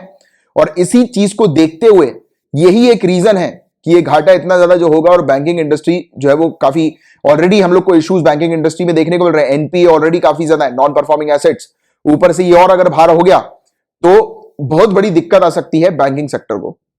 तो इसी चीज को देखते हुए ये किसी का भी लोन वगैरह माफ नहीं कर रहे हैं, या फिर इंटरेस्ट वगैरह माफ नहीं कर रहे हैं, या फिर उनकी ईएमआई जो स्किप करने की जो ये बात कर रहे थे तो उस पर माफी नहीं दी जा रही है। तो ये एक वजह है इंपॉर्टेंट, राइट। और ये बैंक के सर्वाइवल के लिए बहुत ही इंपॉर्टेंट चीज है कि अगर इतना बड़ा अगर बैंकिंग सेक्टर को, बैंकिंग इंडस्ट्री को लॉस होगा तो काफी सारे बैंक्स बंद होने की कगार पे आ जाएंगे, राइट। ऑलरेडी अभी बहुत ही हम लोग को तकलीफ में बैंक्स देखने को मिल रहा है, क्योंकि एनपीए ऑलरेडी काफी ज्यादा है बैंकिंग सेक्टर में। और एक और इंपॉर्टेंट पॉइंट जो कि आप चाहें तो कहीं पे रिकॉर्ड कर लीजिए कि हर एक लोन अकाउंट जो होता है ना वो लिंक होता है 8.5 डिपॉजिट अकाउंट से। 8.5 नहीं, इसको अपन 8 ही बोले आपको समझाने के लिए इजी तरीके से। तो एक लोन यानी कि एक इंडिविजुअल को जब लोन दिया जाता है ना, तो उसको लोन देने के लिए 8 अकाउंट लिंक होते हैं। कैसे 8 अकाउंट लिंक होते हैं? तो बैंक इंडस्ट्री कैसे काम करती है, हम लोग जाते हैं बैंक में पैसा सेव करते हैं, डिपॉजिट करते हैं पैसा, सेविंग अकाउंट में हमारा पैसा होता है, यही पैसे का उपयोग करती है बैंक किसी को लोन देने के लिए। तो जब 8 लोग, जब बैंक यानी कि 8 लोगों का अकाउंट है बैंक में, सेविंग अकाउंट, और उसके इक्विवेलेंट एक लोन अकाउंट है। तो आप समझ पा रहे हो चीजों को, 8 लोगों का सेविंग अकाउंट, उसके इक्विवेलेंट एक लोन अकाउंट। और अगर वेव होगा तो कहीं ना कहीं मुसीबत में ये सेविंग अकाउंट भी आ सकते हैं, और फिर बहुत बड़ी सिचुएशन जो है वो खराब हो सकती है इकोनॉमी में, राइट। तो ये चीज है, यही एक बड़ी वजह है जिसको देखते हुए सरकार जो है वो लोन्स वेव नहीं कर रही है, राइट। बट हालांकि सरकार ने बहुत काम किया है इकोनॉमी को स्टेबल करने के लिए। अब जो चीज मैं आपको बताने वाला हूं कि क्या क्या कदम सरकार के द्वारा उठाए गए हैं इकोनॉमी को स्टेबल करने के लिए, इन पूरी चीजों के बारे में मैं आप लोग को प्रीवियस लेक्चर्स में डिटेल में एक्सप्लेन कर चुका हूं। और आप मैगजीन उठाकर इन पूरे टॉपिक्स को जो है वो सर्च कर सकते हो। अभी मैं आपको इन जनरल बताऊंगा कि सरकार ने क्या क्या कदम उठाए, बट अगर किसी भी स्टूडेंट को डिटेल में देखने हैं कि हर एक टॉपिक के बारे में, तो आप मैगजीन उठाइए, मैगजीन से सर्च कर लीजिए किस डेट पर मैंने आपको पढ़ाया था, तो आपको वो टॉपिक मिल जाएगा, राइट। तो क्योंकि मैगजीन का फायदा ये होता है कि आप जल्दी से जल्दी रिवाइज कर सकते हो कि मैगजीन के थ्रू आपने तुरंत सर्च किया, क्योंकि मैगजीन आपको पीडीएफ फॉर्मेट में दी जाती है, आप तो उसको हालांकि प्रिंट आउट भी करा लेते हैं, बट सर्च करने के लिए इजी ऑप्शन क्या होता है कि पीडीएफ में ऊपर एक सर्च का ऑप्शन होता है। आप सर्च के ऑप्शन पे क्लिक करके वो टॉपिक डालिए, उसका वर्ड डालिए, एक आधी वर्ड, तो वो वर्ड जो है वो डिटेक्ट कर लेगा कि उस पीडीएफ में वो वाले वर्ड का सेम, यानी वर्ड को फाइंड नहीं करते अपन पीडीएफ फाइल में, वही चीज है, उस तरीके से आप सर्च किया करो। काफी सारे स्टूडेंट मुझसे पूछते हैं कि सर इतने सारे पेजेस हैं मैगजीन में, 100 पेजेस हैं, इससे कैसे हम सर्च करें? अरे थोड़ा स्मार्टली सर्च किया करो। वहां पर सर्च का एक ऑप्शन होता है पीडीएफ के ऊपर, सभी के पास होता है। आपके जो सॉफ्टवेयर होगा ना जिससे भी आपकी पीडीएफ ओपन होती है, तो उसमें सर्च का ऑप्शन होता है। सर्च के ऑप्शन में बस वो वर्ड डालो, जैसे कि मैं आपको बताता हूं एग्जांपल के तौर पर, जैसे कि फोर्स मैच्योर, ये फोर्स मैच्योर, ये पूरे वर्ड की स्पेलिंग डालो। पूरी पीडीएफ में जहां पर भी फोर्स मैच्योर होगा वो आपको पूरा पता लग जाएगा, राइट। अलग ही खुल के आ जाएगा कि किस किस पेज पे फोर्स मैच्योर है, तो उसके थ्रू आप पढ़ लो डिटेल में टॉपिक को, राइट। तो मैगजीन से कर लिया करो। और जिन स्टूडेंट्स के पास मैगजीन नहीं है, आप मैगजीन ले सकते हो, मैगजीन की फैसिलिटी अवेलेबल है आप लोगों के लिए। पुरानी मंथ की मैगजीन भी ली जा सकती है आपके द्वारा, अगर आप लेना चाहो तो मैं आपको बता देता हूं कि क्या क्या कदम जो सरकार ने उठाए थे इकोनॉमी को स्टेबल करने के लिए। तो मिनिस्ट्री ऑफ फाइनेंस ने डिजास्टर मैनेजमेंट एक्ट के तहत और आरबीआई के डायरेक्शन के थ्रू काफी सारे ऐसे कदम उठाए थे इन्होंने, राइट। सरकार ने 90,800 करोड़ की लिक्विडिटी इंजेक्ट करी थी, पैसा जो है वो इंजेक्ट किया था पावर डिस्ट्रीब्यूशन कंपनी के लिए, जिससे कि पावर डिस्ट्रीब्यूशन कंपनीज अपने पेंडिंग ड्यूज वगैरह को खत्म कर सकें, राइट। इसके अलावा रियल एस्टेट सेक्टर में भी सरकार ने एडवाइजरी गाइडलाइंस वगैरह जारी करी थी कि एक्सटेंशन प्रोवाइड किया जाए रजिस्ट्रेशन और कंप्लीशन डेट जो प्रोजेक्ट की है उसको। देखो क्या होता है कि रियल एस्टेट सेक्टर की अगर अपन बात करें तो आप जानते हैं कि आज की डेट में रियल एस्टेट सेक्टर हम लोग को देखने को मिलता है कि उसके ऊपर है RERA, real estate regulatory authority, जो कि प्रॉपर तरीके से रियल एस्टेट सेक्टर को रिस्पॉन्सिबल बनाती है, राइट। जैसे कि रियल एस्टेट सेक्टर टाइम पर जो है वो अपने प्रोजेक्ट्स कंप्लीट करें। जैसे कि रियल एस्टेट सेक्टर में क्या होता है, जैसे कि मैंने कोई मुझे कहीं पर एक टाउनशिप पे एक मकान लेना है, ठीक है, एक डुप्लेक्स लेना है मुझे एक टाउनशिप पे। अब मैं गया, मैंने टाउनशिप वाले से बात करी। अब हालांकि वो जमीन पूरी खाली है, बट टाउनशिप वाला क्या करेगा, मुझे पूरे प्रोजेक्ट की अपनी डिटेल दिखाएगा, अपना ब्रोशर दिखाएगा। ब्रोशर दिखा के बोलेगा सर आप बुक कर लीजिए, आपको इतने महीने में या इतने साल में आपको पोजीशन मिल जाएगा। अब मुझे अगर उसके द्वारा बताए गए या उसके द्वारा किए गए एग्रीमेंट के अनुसार उतने टाइम में अगर पोजीशन नहीं मिलता है, तो मैं रेरा को अप्रोच कर सकता हूं, राइट। और फिर रेरा मुझे जो है वो रिलीफ प्रोवाइड कराएगी, और वो जो बिल्डर है जिसने मेरे साथ ये कॉन्ट्रैक्ट किया है उसको सजा सुनाया जाएगा, या फिर उसके ऊपर सख्त कार्रवाई की जाएगी कि आपने टाइम पे क्यों नहीं प्रोजेक्ट को फिनिश किया। तो ये होता है रेरा का काम, right, real estate regulatory authority का। तो यहां पर यही इनको जो है वो सहूलियत दी गई कि कोविड-19 को फोर्स मैज्योर का इवेंट डिक्लेयर करते हुए उन्होंने कहा कि जो भी प्रोजेक्ट्स हैं उसको आप एक्सटेंड कर सकते हो, यानी कि प्रोजेक्ट की जो डेट है उससे आप उसको बढ़ा सकते हो, एक्सटेंड कर सकते हो, क्योंकि लॉकडाउन के कारण सब एक्टिविटी बंद थी। तो ऑब्वियस ही बात है, कहां से फिर रियल एस्टेट सेक्टर में भी काम चलेगा। तो इस प्रकार से रियल एस्टेट सेक्टर को रिलीफ सरकार ने ऑलरेडी प्रोवाइड किया था। इसके अलावा MSME, micro small and medium enterprises sector को तो बहुत ह्यूज रिलीफ मिली है। 3 लाख करोड़ तक का इमरजेंसी क्रेडिट लाइन इन्होंने लॉन्च किया था, राइट। 100% गारंटी दी थी सरकार ने कि उनको एमएसएमई सेक्टर को लोन प्रोवाइड किया जाएगा, राइट। इसके अलावा अपने लोन पे मोरेटोरियम वगैरह भी ले सकते हैं, तो उस पर भी अपन ने चर्चा करी थी, हालांकि काफी डिटेल में। और इसके लिए उन्होंने 1.87 लाख करोड़ का सैंक्शन भी किया था। आगे की बात करें, जो रिजर्व बैंक ऑफ इंडिया है उसने रेजोल्यूशन फ्रेमवर्क अनाउंस किया था। उसके तहत उन्होंने ये भी मेंशन किया था कि किसी भी इंडिविजुअल का, जैसे मैंने भी आपको थोड़ी देर पहले ही एक्सप्लेन किया था कि कोई भी इंडिविजुअल है उनका जो अकाउंट है वो डिग्रेड नहीं होगा या डाउनग्रेड नहीं होगा, यानी कि उनके अकाउंट को एनपीए में नहीं किया जाएगा अगर वो अपना लोन वगैरह पे नहीं कर पा रहे तो उनका अकाउंट एनपीए में नहीं आएगा। तो ये वाली चीज, इस प्रकार की राहत जो है वो प्रोवाइड हुई आरबीआई के द्वारा। और भी काफी सारी चीजें हैं जो, और भी काफी सारे मेजर्स सरकार ने लिए थे, ये तो कुछ चुनिंदा मैं आपको बता रहा हूं। इसके अलावा securities and exchange board of India ने एक सर्कुलर जारी किया था, जिसके तहत जो डिफॉल्ट का रिकॉग्नाइजेशन को रिलैक्स कर दिया था कि जो भी डिफॉल्ट वगैरह हो रहा है मोरेटोरियम पीरियड के दौरान, तो उसको रिकॉग्नाइज नहीं किया जाएगा, तो उसको रिलैक्स कर दिया था। इसके अलावा एक कामत कमेटी, बहुत इंपॉर्टेंट है, कामत कमेटी जो थी वो इसी के ऊपर आधारित थी कि जो अभी कोरोना वायरस के कारण जो इश्यूज जो हुए हैं तो उसको कैसे रिजॉल्व करना है, लोन्स वगैरह जो है अलग अलग सेक्टर के, तो उसको कैसे रिजॉल्व करें, यानी कि किन किन सेक्टर को प्रायोरिटी पे रखें। तो ऐसे 26 सेक्टर जो अफेक्ट हुए थे कोविड-19 के कारण, तो उनके जो लोन्स की रीस्ट्रक्चरिंग की गई थी। तो आप कामत कमेटी वाले पूरे टॉपिक को डिटेल में पढ़िएगा, इन्होंने जो रिकमेंडेशन दिए थे वो पूरा मैंने आपको डिटेल में एक्सप्लेन किया हुआ है। तो ये कुछ टॉपिक्स हैं जिनको आप चाहें तो रिव्यू कर सकते हैं, एक बार देख सकते हैं। बाकी आपको बस एक बेसिक जानकारी होनी चाहिए कि एट प्रेजेंट सिचुएशन की, और स्पेशली ये वाली बात कि सरकार क्यों लोन माफ नहीं कर रही है, या फिर लोन के ऊपर इंटरेस्ट को क्यों माफ नहीं किया जा रहा है। द रीजन बीइंग इज हमारी बैंकिंग सेक्टर जो है वो बुरी तरह से हार्म होगी। और ये वाला पॉइंट तो बहुत इंपॉर्टेंट है, जो मैंने भी आपको बताया था कि हर एक लोन अकाउंट जो है वो 8.5 डिपॉजिट अकाउंट के साथ लिंक रहता है। तो एक भी लोन अकाउंट को अगर हमने रिलीफ प्रोवाइड किया तो 8.5 सेविंग अकाउंट जो है ना, डिपॉजिट अकाउंट, उनको नुकसान हो सकता है, ऐसी संभावना है।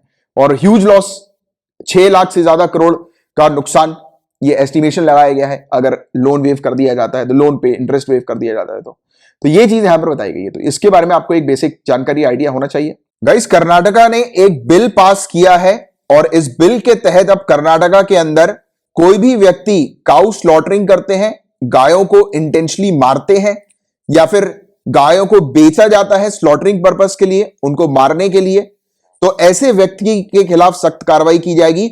उसको 3 साल से लेकर 7 साल की सजा सुनाई जाएगी, या फिर और साथ में उसको पेनाल्टी जो है वो होगी 50,000 से लेकर 7 लाख रुपए तक की। तो ये चीज यहां पर बताई जा रही है। और ये Karnataka prevention of slaughter and preservation of cattle bill 2020 हम लोग को देखने को मिल रहा है। और जो भी आरोपी होगा, जो भी दोषी पाया जाएगा, तो कोर्ट जो है, अदालत जो है, उसकी गाड़ी, उसकी प्रॉपर्टी, उसके कैटल्स वगैरह जब्त करवा लेगी, राइट। तो ये चीज बताई जा रही है। साथ ही साथ सरकार अपॉइंट करेगी एक तहसीलदार को, या तो सरकार एक तहसीलदार को अपॉइंट करेगी, या फिर animal husbandry and fisheries department के जो ऑफिसर है, जो कि वेटनरी ऑफिसर की रैंक के नीचे नहीं होने चाहिए, तो ऐसे ऑफिसर को अपॉइंट किया जाएगा जो कि पूरे मुद्दों को जो है वो देखेंगे, पूरे इश्यूज को जो है देखेंगे, उसकी जांच करेंगी। तो ये है पूरी ओवरऑल चीज, जिसका एक आपको बेसिक आइडिया, जानकारी होनी चाहिए। गाइस सबसे पहले तो एक काफी इजी सा क्वेश्चन आप लोगों के लिए, क्वाड कंट्रीज में कौन सी कंट्री आती है, यानी कि क्वाड ग्रुप में कौन सी कंट्रीज आती हैं। तो जल्दी से नीचे कमेंट बॉक्स पे लिखिए कंट्रीज के नाम। और इस टॉपिक को तो हालांकि काफी कम समय हुआ, 15-20 दिन पहले ही अपन ने इस टॉपिक को डिस्कस किया था, क्वाड ग्रुप के बारे में। और क्वाड ग्रुप अभी न्यूज में इसलिए क्योंकि रशिया ने एक स्टेटमेंट दिया है। वो ये स्टेटमेंट है, रशिया का कहना है कि इंडिया को यूनाइटेड स्टेट्स इंफ्लुएंस कर रही है क्वाड ग्रुप के अंदर एंटी चाइना बने रहने के लिए। यानी कि इसका कहना है रशिया का कि यूनाइटेड स्टेट्स इंडिया को एंटी चाइना बने रहने के लिए जो है वो काम कर रही है और इंडिया को जाल में फंसा रही है कि इंडिया हमेशा एंटी चाइना ही बनी रहे। और ये क्वाड ग्रुप के थ्रू यूनाइटेड स्टेट्स ये चीज कर रही है। तो कुल मिलाकर रशिया ने यूनाइटेड स्टेट्स के ऊपर इस प्रकार से अटैक किया है। और इवन रशिया ने ये स्टेटमेंट भी दिया है कि अगर इंडिया और यूनाइटेड स्टेट्स के इसी प्रकार से रिलेशन चलते रहे तो हो सकता है कि इंडिया और रशिया के रिलेशन खराब हो सकते हैं आने वाले समय में, इसी एक्टिविटी के कारण, इसी मतलब यूनाइटेड स्टेट्स के इन्फ्लुएंस के कारण। तो देखिए यहां पर अपन थोड़ी सी एक स्ट्रेटेजिक रिलेशन भी जानने की कोशिश करेंगे और व्यू पॉइंट जानने की कोशिश करेंगे कि रशिया ने ऐसा क्यों बोला, राइट। और इंडिया क्या वाकई में इन्फ्लुएंस हो रही है कि नहीं हो रही। तो एक चीज तो अपने दिमाग में क्लियर कर लो, इंडिया बिल्कुल भी इन्फ्लुएंस नहीं हो रही। यूएसए या किसी की कोई भी कंट्री की कोई भी अगर पॉलिसी होगी, कोई भी ग्रुप बनाएगी वो, तो उससे इंडिया कभी इन्फ्लुएंस नहीं होने वाली। क्योंकि इंडिया का अपना खुद का एक ऑब्जेक्टिव होते हैं। हम लोग जो काम करते हैं वो बेसिकली, एक तो देखो हमारे जो काम होते हैं वो एक कंट्री के साथ हमारे कैसे रिलेशन होते हैं उसके ऊपर डिपेंड करता है। अब आप जानते हैं चाइना के साथ ऑलरेडी हमारे इश्यूज हमें देखने को मिले ही हैं। अभी रिसेंट पास में अभी लद्दाख का जो केस हम लोग को देखने को मिला था, स्टैंड ऑफ जो हुआ था, राइट। उसके अलावा चाइना की कई बार हरकतें हम लोग को देखने को मिलती है अलग अलग प्रकार की, तो उसको लेकर हम लोग ऑलरेडी एंटी चाइना है। और दूसरी बात, क्वाड कंट्री के ऑब्जेक्टिव की बात करें तो क्वाड कंट्री का यही ऑब्जेक्टिव है कि इंडो पैसिफिक क्षेत्र पर सिक्योरिटी को मेंटेन करना, राइट। और चाइना क्या कर रही है, वहां पर दिक्कतें क्रिएट करती है। जैसे कि अगर साउथ चाइना सी का ही आप एग्जांपल ले लो, वहां पर इशू क्रिएट करती है साउथ चाइना सी पे। वो मतलब क्लेम करती है कि साउथ चाइना सी जो है वो उसी की है, चाइना की, और जो आइलैंड कंट्रीज हैं उनको परेशान किया जाता है। इवन जैसे क्वाड का हिस्सा ऑस्ट्रेलिया भी है, जापान भी है। अगर ऑस्ट्रेलिया की बात करें, कई बार आपने न्यूज सुनी होगी कि चाइना की सबमरीन या चाइना की नेवी ऑस्ट्रेलिया तक चली गई, ऑस्ट्रेलिया तक पहुंच गई। तो वो क्या करती है, टेंशन क्रिएट करती है इन सब कंट्रीज के ऊपर, राइट। ये सब कंट्री थोड़ी टेंशन में रहे तो वो अपनी नेवी को, सबमरीन को इस प्रकार से हरकत करती रहती है। तो मतलब इजी तरीके से चुल पटकती है चाइना, राइट। हर बार हमें देखने को मिलता है। तो ये बेसिकली चाइना के अगेंस्ट ही क्वाड कंट्री काम करती हैं। ये बात तो बिल्कुल पक्की है कि एंटी चाइना है ये क्वाड कंट्रीज, ये क्वाड ग्रुप। बट इंडिया को किसी भी प्रकार से यूनाइटेड स्टेट्स इंफ्लुएंस नहीं कर रही है। इंडिया के अपने अलग रीजन है चाइना के साथ एंटी होने के, राइट। और वो काफी पर्सनल रीजन भी अभी रिसेंट पास में ही हम लोग को देखने को मिला है। और चाइना की हमेशा से हरकत यही रहती है कि हमारे जो नॉर्थ ईस्टर्न क्षेत्र है उस पर वो कब्जा करना चाहती है, हमेशा से। अभी भी आपने देखा होगा कुछ समय पहले इसने अभी कंस्ट्रक्शन वगैरह शुरू किया है रेलवे लाइन का, राइट। तो आप, हमने बात भी करी थी इसके बारे में, क्योंकि रेलवे लाइन के कंस्ट्रक्शन जो तिब्बत एरिया पे नहीं कर रही है, वो रेलवे जो हमारा जो अरुणाचल प्रदेश है उसी के काफी नजदीक ये कर रही है रेलवे लाइन का एक कंस्ट्रक्शन। उसके थ्रू इवन ये वाली चीज भी संभावना ये है कि आगे चल के वो अपना क्लेम अरुणाचल प्रदेश की बाउंड्री एरिया पर कर सकती है, राइट। तो ये सब चिंताएं हैं हमारी, और ये हमारे पर्सनल रीजन है इंडिया के कि हम एंटी चाइना है अपने पर्सनल रीजन के कारण, ना कि यूनाइटेड स्टेट्स के इन्फ्लुएंस के कारण। अब सवाल ये उठता है रशिया ने ऐसा क्यों बोला। तो रशिया अटैक कर रही है यूनाइटेड स्टेट्स को। रशिया को डर है कि इंडिया और रशिया के बीच में जो S-400 की जो डील है, S-400 के बारे में मैंने आपको पढ़ाया हुआ है। S-400 एक एंटी मिसाइल सिस्टम है, काफी शानदार है, surface to air anti missile defence system S-400। इसकी डील हमने रशिया के साथ की हुई है, राइट। बट रशिया को चिंता है कि क्योंकि यूनाइटेड स्टेट्स इस डील से खुश नहीं है। यूनाइटेड स्टेट्स ने इंडिया को वार्निंग भी दी थी कि अगर इंडिया S-400 ले लेती है रशिया से तो इंडिया के ऊपर यूनाइटेड स्टेट्स सैंक्शन लगा देगा, राइट। तो अब यही है, रशिया को चिंता यही है कि इंडिया और रशिया के रिलेशन खराब होंगे, क्योंकि यूनाइटेड स्टेट्स के साथ इंडिया का इन्वॉल्वमेंट काफी ज्यादा है क्वाड के अंदर। और यूनाइटेड स्टेट्स इंडिया को एंटी चाइना ही फंसा के रख रही है, उसी जाल में फंसा के रख रही है, उसको इन्फ्लुएंस कर रही है इंडिया को। और हो सकता है कि आने वाले समय में इंडिया रशिया के साथ S-400 की डील भी खत्म कर दे, क्योंकि बार बार जब मुलाकातें होंगी यूनाइटेड स्टेट्स और इंडिया की, तो क्वाइट पॉसिबल कि आगे चल के यूनाइटेड स्टेट्स रशिया को साइड कर दे, साइड लाइन पे कर दे, राइट। यानी कि इंडिया से अलग करवा दे, इंडिया के साथ उसके रिलेशनशिप खराब करवा दे। तो ये रशिया को डर है। और रशिया को डर सिर्फ अपनी डील को लेकर है, क्योंकि काफी महंगी डील है S-400। इससे रशिया को काफी फायदा होगा इकोनॉमिकली, और एक स्ट्रेटेजिक रिलेशन हमारा रशिया के साथ बनेगा, डेवलप होगा। और यूनाइटेड स्टेट्स जो है वो उसने हमें मना किया था S-400 डील को करने से, बट फिर भी हमने किया। इसका सबूत भी है, अभी आप अगर 1.5-2 साल पुरानी न्यूज पे जाओगे तो आपको सबूत मिल जाएंगे कि यूनाइटेड स्टेट्स ने हमें वार्निंग दी थी कि अगर आप रशिया के साथ डील करोगे तो हम आपके ऊपर सैंक्शन लगा देंगे। हमारे मिनिस्ट्री ऑफ एक्सटर्नल अफेयर्स और होम अफेयर्स ने क्लियरली मैसेज भेज दिया यूएसए को कि हम तो डील करेंगे। क्यों डील करेंगे? Because S-400 is important for us, हमारे लिए अच्छा है, हमारी मिलिट्री के लिए, हमारे डिफेंस सिस्टम के लिए बहुत अच्छा है S-400। तो हम लोग हमारे फायदे के लिए काम कर रहे हैं ना। तो S-400 की डील को हमने हरी झंडी इसीलिए ही दिखाई थी क्योंकि S-400 हमारे लिए काम का है। और अगर हम लोग चाइना के अगेंस्ट है तो चाइना के अगेंस्ट होने के हमारे पर्सनल रीजंस हैं। तो ये पॉइंट्स और ये क्लियरिटी आपको अपने आंसर में भी रिफ्लेक्ट करनी है। बिल्कुल चीजें क्लियर होनी चाहिए कि इंडिया किसी से इंफ्लुएंस नहीं है, इंडिया के पर्सनल रीजंस है। और हम S-400 की डील ऑलरेडी कर चुके हैं और वो सक्सेसफुली S-400 की डील हम करेंगे क्योंकि S-400 is important for us. काफी अच्छी ये डिफेंस सिस्टम है हमारे लिए। Understanding the point? तो ये चीज है। और रशिया और यूएसए की एंटी आप जानते ही हैं कि हम लोग को देखने को मिलती ही है। तो इसलिए रशिया ने यूएसए के ऊपर अटैक किया और ये इंडिया को थोड़ा सा बोल रही है कि देखो यार तुम समझ जाओ, तुम जाल में फंस रहे हो, राइट? उस टाइप का ये कुछ। तो इसके बारे में आपको थोड़ी सी बस आइडिया होना चाहिए और इस प्रकार के व्यू पॉइंट आपको क्लियर होने चाहिए अलग अलग कंट्री के। Got it guys? आप लोग जानते हैं राइट टू इंफॉर्मेशन एक्ट 2005 के तहत हम किसी भी सरकारी दफ्तर में RTI जब लगाते हैं तो हमें उस सरकारी दफ्तर की हम जो भी इंफॉर्मेशन मांगते हैं तो उस इंफॉर्मेशन की डिटेल जो है वो हमें प्रोवाइड की जाती है। तो ऐसे ही हुआ था, सेंट्रल इंफॉर्मेशन कमीशन ने इंडियन एयरफोर्स को कहा था, डायरेक्शन दिया था कि RTI के तहत वो डिटेल्स प्रोवाइड कराएं कि जो भी ऑनरेबल प्राइम मिनिस्टर जो हमारे एट प्रेजेंट है नरेंद्र मोदी जी और जो हमारे honourable former prime minister Manmohan Singh ji हैं, इन्होंने अपने कार्यकाल के दौरान इंडियन एयरफोर्स के एयरक्राफ्ट्स का जो उपयोग किया है, जो विजिट करी है, जहां पर और भी फर्दर कुछ डिटेल्स इंडियन एयरफोर्स से रिलेटेड और ऑनरेबल प्राइम मिनिस्टर की विजिट से रिलेटेड, तो ये पूरी चीज RTI के तहत प्रोवाइड की जाए। यानी कि इन्होंने डायरेक्शन दिए थे कि अगर कोई RTI लगाता है तो आप ये ऑनरेबल प्राइम मिनिस्टर की विजिट से रिलेटेड डिटेल्स जो है वो प्रोवाइड कराएंगे, राइट? इंडियन एयरफोर्स को ये डायरेक्शन दिए गए थे CIC ने। अब इसी डायरेक्शन के अगेंस्ट दिल्ली हाई कोर्ट में अपील करी है इंडियन एयरफोर्स ने और उनका कहना यह है इंडियन एयरफोर्स का कि अगर वो ये डिटेल प्रोवाइड कराते हैं हमारे ऑनरेबल प्राइम मिनिस्टर की विजिट से रिलेटेड तो हमारे ऑनरेबल प्राइम मिनिस्टर की सिक्योरिटी के लिए ये बहुत खतरनाक चीज हो सकती है। First point. सेकेंड चीज, हमारे इंडिया की इंटीग्रिटी और सॉवरेनिटी को ये अफेक्ट कर सकती है। तो ये चीज यहां पर बताई गई क्योंकि ये जो इंफॉर्मेशन मांगी जा रही है, इस इंफॉर्मेशन में काफी कुछ चीजें ऐसी हैं जो कि मतलब कॉन्फिडेंशियल रहती है जनरली, राइट? हम लोग को देखने को मिलता है जैसे कि ऑनरेबल प्राइम मिनिस्टर की जो गार्ड्स होते हैं, स्पेशल प्रोटेक्शन ग्रुप जो होता है, जो फोर्स होता है जो कि हमारे ऑनरेबल प्राइम मिनिस्टर को सिक्योर करके रखते हैं, सेफ्टी उनको प्रोवाइड कराते हैं, तो उनके नाम भी इसमें मांगे गए थे। तो ये ऑब्वियस सी बात है कि अगर हमारे जो फोर्स जो तैनात है ऑनरेबल प्राइम मिनिस्टर के लिए, उनको जो प्रोटेक्शन प्रोवाइड करा रही है, तो उनके अगर नाम मांगे जा रहे हैं तो नाम के थ्रू डिटेल्स वगैरह निकाली जा सकती है और उसके थ्रू आप जानते हैं इसकी, क्योंकि ये सब जो ऑफिशियल्स होते हैं फोर्स के अंदर, ये काफी कॉन्फिडेंशियल होते हैं, ये पूरे ऑफिशियल वगैरह, क्योंकि इनके नाम वगैरह डिस्क्लोज नहीं किए जाते। क्योंकि क्या होता है इनके, आप खुद एक सिचुएशन को इमेजिन करो, इनके नाम अगर डिस्क्लोज किए जाएंगे और कोई एक ऐसे इंडिविजुअल के पास ये नाम चले गए, टेररिस्ट वगैरह के पास या किसी इंडिविजुअल के पास जो कि हमारे ऑनरेबल प्राइम मिनिस्टर को जो है वो चोट पहुंचाना चाहते हैं या उनको मारना चाहते हैं, तब क्या हो सकता है कि इनका नाम लेके वो क्या कर सकते हैं, ये जो सोल्जर्स हैं, फोर्सेज हैं, इनके फैमिली मेंबर को जो है ये बंदी बनाएंगे।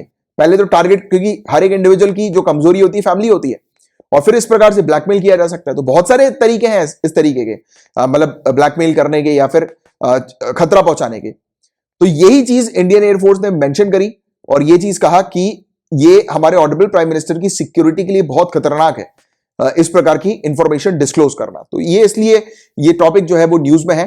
बट आपको एक तो ये इशू के बारे में थोड़ा सा एक आइडिया होना चाहिए, दूसरी चीज आपको पता होना चाहिए RTI के सेक्शन 8 के बारे में आपको एक जनरल आइडिया होना चाहिए, और इवन सेक्शन 24 के बारे में और शेड्यूल सेकंड जो RTI का है उसके बारे में आपको पता होना चाहिए। क्योंकि इन सब चीजों के अंदर जो सेक्शन 8 है, सेक्शन 24 है और शेड्यूल सेकंड जो RTI का है उसके तहत एग्जेम्पशन भी है। यानी कि एग्जेम्पशन प्रोवाइड किया हुआ है कि हर एक सरकारी दफ्तर को पूरी चीजें प्रोवाइड नहीं कराना, यानी कि पूरी चीजें प्रोवाइड कराना मैंडेटरी नहीं है, इसमें कुछ एग्जेम्पशन है। यानी कि कुछ कुछ ऐसी खुफिया चीजें होती हैं, कॉन्फिडेंशियल चीजें होती हैं जो कि हमारी कंट्री की सिक्योरिटी के लिए खतरा हो सकती हैं।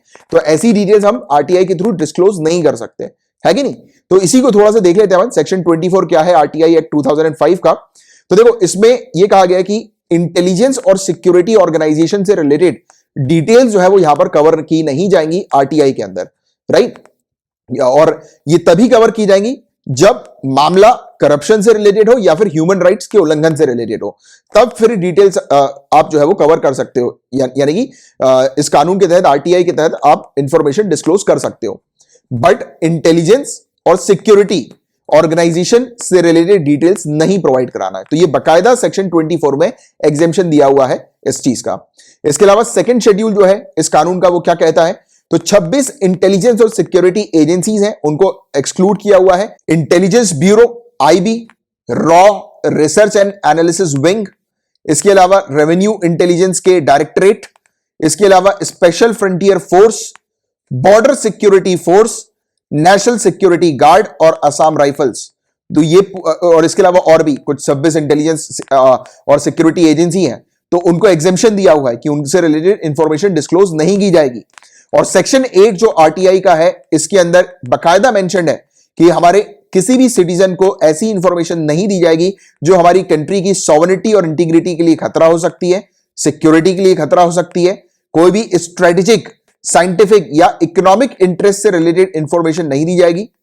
कोई भी इंफॉर्मेशन हमारी कंट्री के जो फॉरेन कंट्रीज के साथ जो रिलेशंस है उसके बारे में प्रोवाइड नहीं की जाएगी, राइट। और कोई भी ऐसी इंफॉर्मेशन जो कि किसी भी प्रकार के जैसे ऑफेंस वगैरह जो है वो कर सकती है, यानी कि किसी भी अपराध को बढ़ावा दे सकती है, तो ऐसी इंफॉर्मेशन भी डिस्क्लोज नहीं की जाएगी।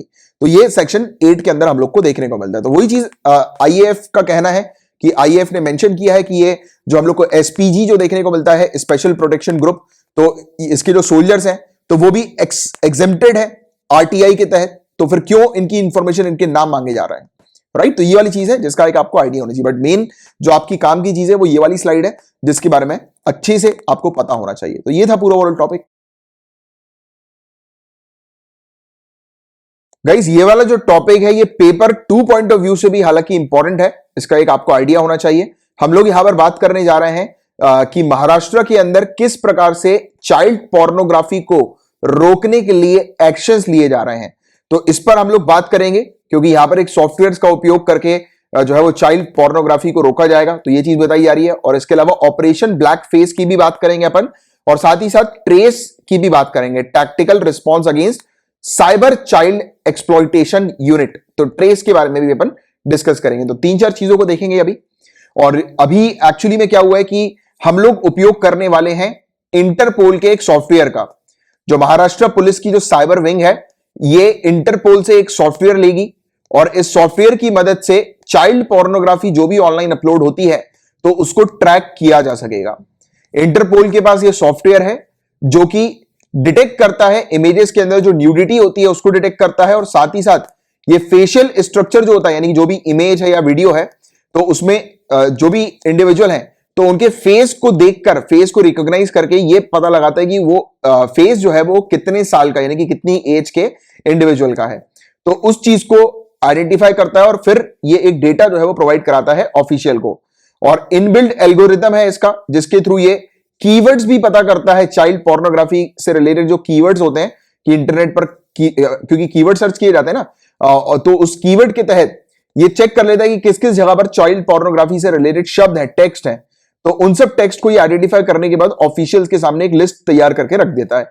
एक तो टेक्स्ट की हुई, या फिर इमेजेस की हुई, या फिर वीडियो की हुई, तो ये पूरी लिस्ट तैयार करके रख देता है। फिर क्या होता है कि ऑफिसर जो होते हैं वो मैन्युअली फिर पूरे मामले को देखते हैं, आइडेंटिफाई करते हैं कि चाइल्ड पोर्नोग्राफी का केस है कि नहीं है। सॉफ्टवेयर ने तो कर लिया, तो सॉफ्टवेयर ने रिपोर्ट दे दी, रिपोर्ट को फिर मैन्युअली ऑफिसर्स आइडेंटिफाई करते हैं, चेक करते हैं, पूरी जांच करते हैं। तो ये इस प्रकार से पूरा काम चलता है। तो याद रखिएगा इंटरपोल का ये सॉफ्टवेयर है जो कि अब महाराष्ट्र यूज करेगी। और महाराष्ट्र ने एक टीम सेटअप करी है, ट्रेस टीम, इस पर भी अपन बात करते हैं। 12 ऑफिसर्स हैं महाराष्ट्र के जिनको भेजा गया है ट्रेनिंग के लिए इंटरपोल के साउथ एशियन विंग में, यहां पर भेजा गया है इनको। और ट्रेस जो है इसका फुल फॉर्म है tactical response against cyber child exploitation.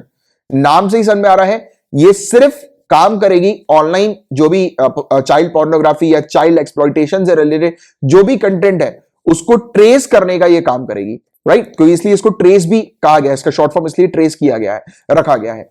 और ये सेटअप की जा रही है महाराष्ट्र के अंदर चाइल्ड पोर्नोग्राफी के अगेंस्ट काम करने के लिए, राइट। और ये बेसिकली एक लार्जर कैंपेन का पार्ट है महाराष्ट्र के अंदर और हमारी इवन इंडिया के अंदर 2019 से child sexual abuse material CSAM ये कैंपेन हम लोग को देखने को मिल रहा है। इस कैंपेन की थोड़ी सी बात करें तो देखो ये जो कैंपेन है, जो चाइल्ड सेक्सुअल अब्यूज है यानी कि चाइल्ड पोर्नोग्राफी या चाइल्ड एक्सप्लॉयटेशन, उसके अगेंस्ट ये कैंपेन है। और इस कैंपेन में हमारी मदद करती है यूएसए की एक नॉन प्रॉफिट कंपनी या ऑर्गेनाइजेशन जिसका नाम है national centre for missing and exploited children, NCMEC। ये काम करती है चाइल्ड एक्सप्लॉयटेशन को प्रिवेंट करने के लिए और ये हमें डेटा प्रोवाइड कराती है, हमारी इंडियन एजेंसी को डेटा देती है कि इंडिया के अंदर किस किस जगह पर चाइल्ड पोर्नोग्राफी है, किस किस एरिया पर चाइल्ड पोर्नोग्राफी है और कहां कहां पर ऑनलाइन कंटेंट चाइल्ड पोर्नोग्राफी से रिलेटेड है। ये पूरा डेटा जो है ये नॉन प्रॉफिट ऑर्गेनाइजेशन हमें प्रोवाइड कराती है। इस डेटा के थ्रू हमारी जो नेशनल क्राइम रिकॉर्ड ब्यूरो है इस डेटा की जांच करती है। जांच करने के बाद ऑपरेशन ब्लैक फेस के तहत ये जो हमारी जो एजेंसी है NCRB, ये जैसी जांच करती है, जांच करने के बाद ये महाराष्ट्र के अंदर जो डिस्ट्रिक्ट्स हैं और वहां के जो पुलिस थाने हैं वहां तक ये इंफॉर्मेशन प्रोवाइड करा दी कि इस IP से और इस IP का ये फलाना एड्रेस है, लोकेशन इसकी ज्योग्राफिकल लोकेशन ये है, आप जाके सामने वाले व्यक्ति को अरेस्ट करो और FIR इसके खिलाफ बुक करो। क्योंकि ऑनलाइन वर्ल्ड में ये चीज होती है कि आपकी IP के थ्रू, IP एड्रेस के थ्रू पता लगा लिया जाता है कि आप जो है वो किस एरिया से आप या फिर आपका घर कहां पर है, आप कहां से ऑपरेट कर रहे हो। तो क्या होता है कि पुलिस ऑफिशियल जो है वो फिर आप तक आके यानी कि जो भी इंडिविजुअल इस प्रकार की एक्टिविटी में इन्वॉल्व है उन तक आके जो है वो जांच करते हैं। जांच करने के बाद अगर सामने वाला व्यक्ति दोषी पाया जाता है तो उसके खिलाफ सख्त कार्रवाई की जाती है। तो ये चीज है। तो ये था पूरा ओवरऑल टॉपिक जिसके बारे में आपको आइडिया होना चाहिए। ऑपरेशन ब्लैक फेस याद रखना, प्रीलिम्स में आ सकता है, राइट, कि ऑपरेशन ब्लैक फेस के तहत जो भी CSAM जो हमारा कैंपेन है उसके थ्रू जो भी इंफॉर्मेशन मिलती है, प्रोवाइड की जाती है NCRB को, तो ये इंफॉर्मेशन जो है वो फिर फर्दर डिस्ट्रिक्ट्स वगैरह में प्रोवाइड की जाती है, डिस्ट्रिक्ट पुलिस थाने वगैरह में, और फिर थाने से FIR होती है और FIR के बाद सामने वाले व्यक्ति को जो भी इन्वॉल्व होता है ऑफेंस में उसको अरेस्ट कर लिया जाता है। तो ये चीज है। और फिर अपन ने ट्रेस के बारे में भी बात करी, ट्रेस यूनिट के बारे में, और हमने इस सॉफ्टवेयर को भी देखा कि किस प्रकार से चाइल्ड पोर्नोग्राफी को रोकेगा महाराष्ट्र सॉफ्टवेयर की मदद से। तो ये वाली चीज है guys. Make in India policy, इसके बारे में आपको थोड़ी बहुत जानकारी है ही। एक सिंपल सी चीज तो आपको पता ही होगा मेक इन इंडिया पॉलिसी के बारे में, कि मेक इन इंडिया इनिशिएटिव के थ्रू हम लोग प्रमोट कर रहे हैं कि इंडिया के अंदर ही मैन्युफैक्चरिंग हो, राइट। तो बहुत अच्छी पॉलिसी है ये, इंडिया के अंदर मैन्युफैक्चरिंग को बढ़ावा देने वाली है। बट इस पॉलिसी के साथ एक प्रॉब्लम सामने आई है, वो ये है कि लाइफ सेविंग मेडिसिन, कुछ इसेंशियल मेडिसिन का सप्लाई जो है वो रुक गया है इस मेक इन इंडिया पॉलिसी के कारण। तो इसी चीज को पूरा डिटेल में समझते हैं कि क्या ऐसा हो गया कि सप्लाई रुक गया है एसेंशियल मेडिसिन का। तो देखिए, मिनिस्ट्री ऑफ रेलवेज ने लिखित में department for promotion of industry and internal trade DPIIT इनसे एग्जेम्पशन मांगा है कि इनको कुछ सर्टेन एसेंशियल मेडिसिन जो है वो परचेज करनी है इंडिया के बाहर से। तो इनको एग्जेम्प्ट कर दिया जाए कि इंडिया के बाहर से मेडिसिन परचेज कर सके जो कि कोरोना वायरस के पेशेंट्स को ट्रीट करने के लिए हेल्पफुल हो या फिर कैंसर के पेशेंट्स को ट्रीट करने के लिए हेल्पफुल हो। तो ये चीज इन्होंने कही है, राइट। बट अभी आगे बढ़ने से पहले एक चीज मैं आपकी क्लियर करना चाहता हूं, मेरे ख्याल से शायद कुछ स्टूडेंट के बीच में डाउट आ जाए कि सर मिनिस्ट्री ऑफ रेलवेज का मेडिसिन से क्या संबंध, कहीं कुछ गलती तो नहीं हो गई? कोई गलती नहीं हुई है। जैसे कि जब आप कल को IAS IPS बन जाओगे तो आपका और आपके फैमिली मेंबर का जो भी मेडिकल खर्चा होगा कौन उठाएगी? सरकार उठाएगी। वैसे ही रेलवेज के जो कर्मचारी हैं, एम्प्लॉइज हैं, और उनके फैमिली मेंबर्स एम्प्लॉइज के, उनका जो भी मेडिकल ट्रीटमेंट होता है, जो भी मेडिकल का खर्चा होता है, वो कौन उठाती है? मिनिस्ट्री ऑफ रेलवेज उठाती है। अब ये जब खर्चा उठाती है तो ये मेडिसिन वगैरह भी खुद परचेज करती है, एसेंशियल मेडिसिन वगैरह, राइट। और परचेजिंग की जब बात चल रही है तो एक और चीज मैं आपकी क्लियर करता हूं, राइट। जैसे कि आपने कई बार सुना होगा कि सरकारी टेंडर निकला है, किसी फलाना सरकारी दफ्तर ने, डिपार्टमेंट ने टेंडर निकाला है। तो टेंडर निकालने का मतलब सिर्फ रोड बनाने से नहीं है, ना ही कोई बिल्डिंग बनाने से है, मतलब उससे भी है, बट उसके अलावा और भी चीजें हैं। टेंडर बहुत सारी चीजों के निकलते हैं। जैसे कि एग्जांपल के तौर पर कोई एक नया सरकारी दफ्तर एस्टैब्लिश हो रहा है, एक नया सरकारी ऑफिस एस्टैब्लिश हो रहा है। उस सरकारी ऑफिस में चाहिए 200 कंप्यूटर की रिक्वायरमेंट है। सरकार क्या करेगी? एडवर्टीजमेंट कर देगी कि 200 कंप्यूटर चाहिए। फिर काफी सारे लोग सप्लायर जो है वो एप्लीकेशन भेजेंगे सरकार के पास कि हम प्रोवाइड कराएंगे, राइट। फिर किनको सेलेक्ट किया जाएगा? तो बोली लगती है। बोली, जो बिडिंग की जो पूरी प्रोसेस होती है ना, उसमें जो भी सबसे सस्ते रेट में सरकार को ऑफर करती है सप्लाई, सरकार उनको चूज कर लेती है। इस प्रकार से टेंडर का काम होता है। तो वैसे ही मेडिसिन के केस में भी सेम चीज है कि मेडिसिन के केस में टेंडर की आवश्यकता होती है, राइट। बट प्रॉब्लम कहां पे आ रही है? जब ये पूरी चीज इतनी क्रिस्टल क्लियर है तो प्रॉब्लम कहां पर है? प्रॉब्लम है मेक इन इंडिया की पॉलिसी के अंदर। मेक इन इंडिया की पॉलिसी में कुछ ऐसे टर्म्स एंड कंडीशंस हैं जिसके कारण इंडिया में कुछ ऐसे ड्रग्स हैं, कुछ ऐसी मेडिसिन है जो कि मैन्युफैक्चर नहीं होती है और उसको इंडिया के बाहर से जो है वो परचेज नहीं किया जा सकता डिपार्टमेंट्स के द्वारा, सरकारी दफ्तरों के द्वारा या मिनिस्ट्री के द्वारा।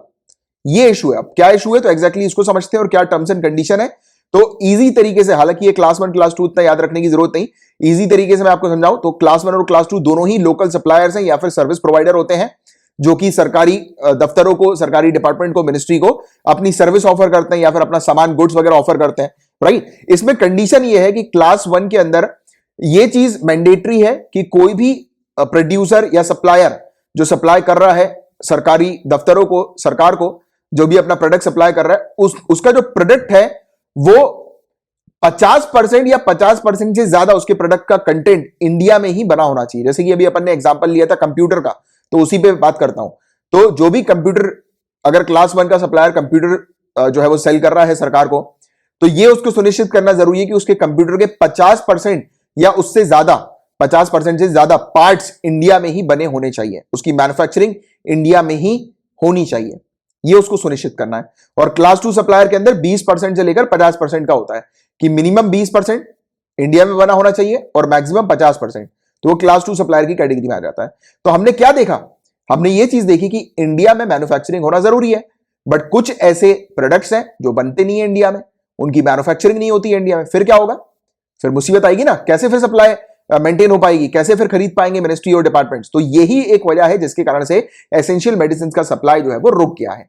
और किस प्रकार से इफेक्ट हो रहा है तो मैंने आपको बता ही दिया कि काफी सारे हमारे जो एजेंट्स वगैरह जो हैं जिसके थ्रू सरकार ये पूरे अपने जो रिक्वायरमेंट्स जो है उसको लेती है या डील करती है डीलर्स वगैरह के साथ। बट प्रॉब्लम यही है ना कि काफी सारी मेडिसिन वगैरह जो है वो इंडिया में बनती नहीं है, वो हमारे पास पहुंचती है डीलर्स के थ्रू, एजेंट्स के थ्रू, इंडिया में उसकी मैन्युफैक्चरिंग नहीं होती। तो यही एक वजह है जिसके कारण कैंसर ट्रीटमेंट हो गया और जो भी मेजर जो ट्रीटमेंट्स वगैरह होते हैं उसकी दवाइयां वगैरह नहीं मिल पा रही हैं। तो ये एक इशू है। अब कंक्लूजन के तौर पर अनइंटरप्टेड सप्लाई चेन जो है इन मेडिसिन और मेडिकल आइटम्स का, तो ये बहुत ज्यादा इंपॉर्टेंट होता है और ये सभी रेलवे के एम्प्लॉइज और उनकी फैमिली मेंबर्स के लिए इंपॉर्टेंट है, राइट। तो इसके सप्लाई को मेंटेन करने के लिए कुछ चेंजेस लाना डेफिनेटली जरूरी है, नहीं तो, या फिर एग्जेम्पशन देना डेफिनेटली जरूरी है, नहीं तो, क्योंकि मेडिकल और हेल्थ का केस है ना ये, तो ये वाली चीज है। और थोड़ी सी बात करूंगा मैं मेक इन इंडिया पॉलिसी के बारे में, हालांकि आपको ऑलरेडी पता होगा। तो कब ये पॉलिसी आई थी, 2014 में हमारे इंडियन गवर्नमेंट ने अनाउंस किया था मेक इन इंडिया इनिशिएटिव को, जिसके चलते इंडिया के अंदर हम लोग एनकरेज कर रहे थे मैन्युफैक्चरिंग को, कि मैन्युफैक्चरिंग हब जो है वो इंडिया को बनाना है, ज्यादा से ज्यादा मैन्युफैक्चरिंग इंडिया के अंदर करनी है। हर साल 12 से 14% की ग्रोथ रेट पर हम लोग को लेकर आना है मैन्युफैक्चरिंग सेक्टर के अंदर, और 100 मिलियन जॉब्स, एडिशनल जॉब हमें जनरेट करनी है मैन्युफैक्चरिंग सेक्टर की फील्ड में 2022 तक।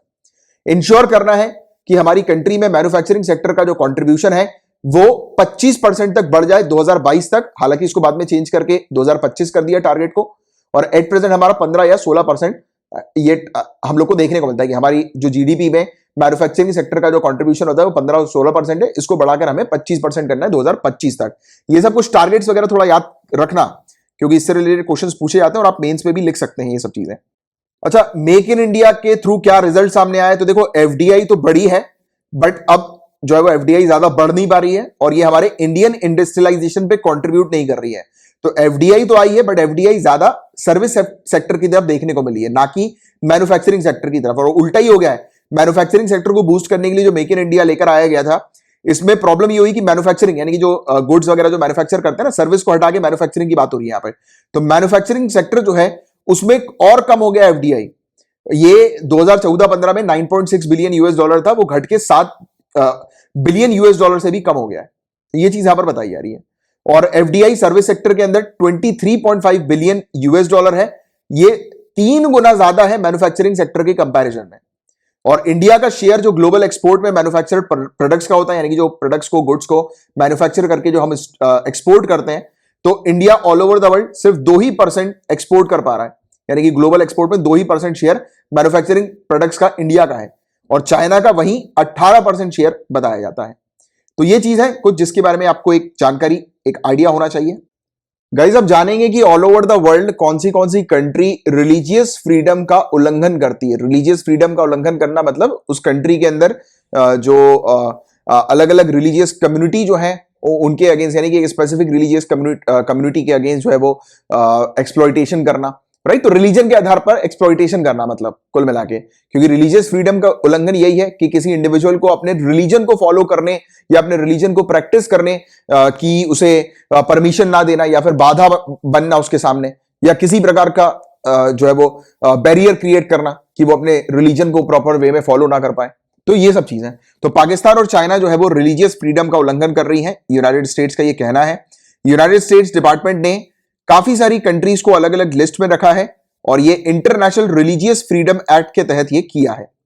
पाकिस्तान और चाइना जो है, और उन्हीं के साथ 8 कंट्रीज हैं जो कि particular countries of particular concern की लिस्ट में हम लोग को देखने को मिल रही हैं, जो कि रिलीजियस फ्रीडम को वॉलेट कर रही हैं। तो पाकिस्तान चाइना के अलावा Myanmar, Eritrea, Iran, Nigeria, north Korea, Saudi Arabia, Tajikistan, Turkmenistan. मैं चाहूंगा कि आप अपने वर्ल्ड मैप के सामने खड़े हों। आपके दीवार पे एक बड़ा सा वर्ल्ड मैप तो डेफिनेटली होना चाहिए आपके स्टडी रूम में, अगर नहीं है तो लगाइए बड़ा सा वर्ल्ड मैप और बड़ा सा इंडिया का मैप लगाइए।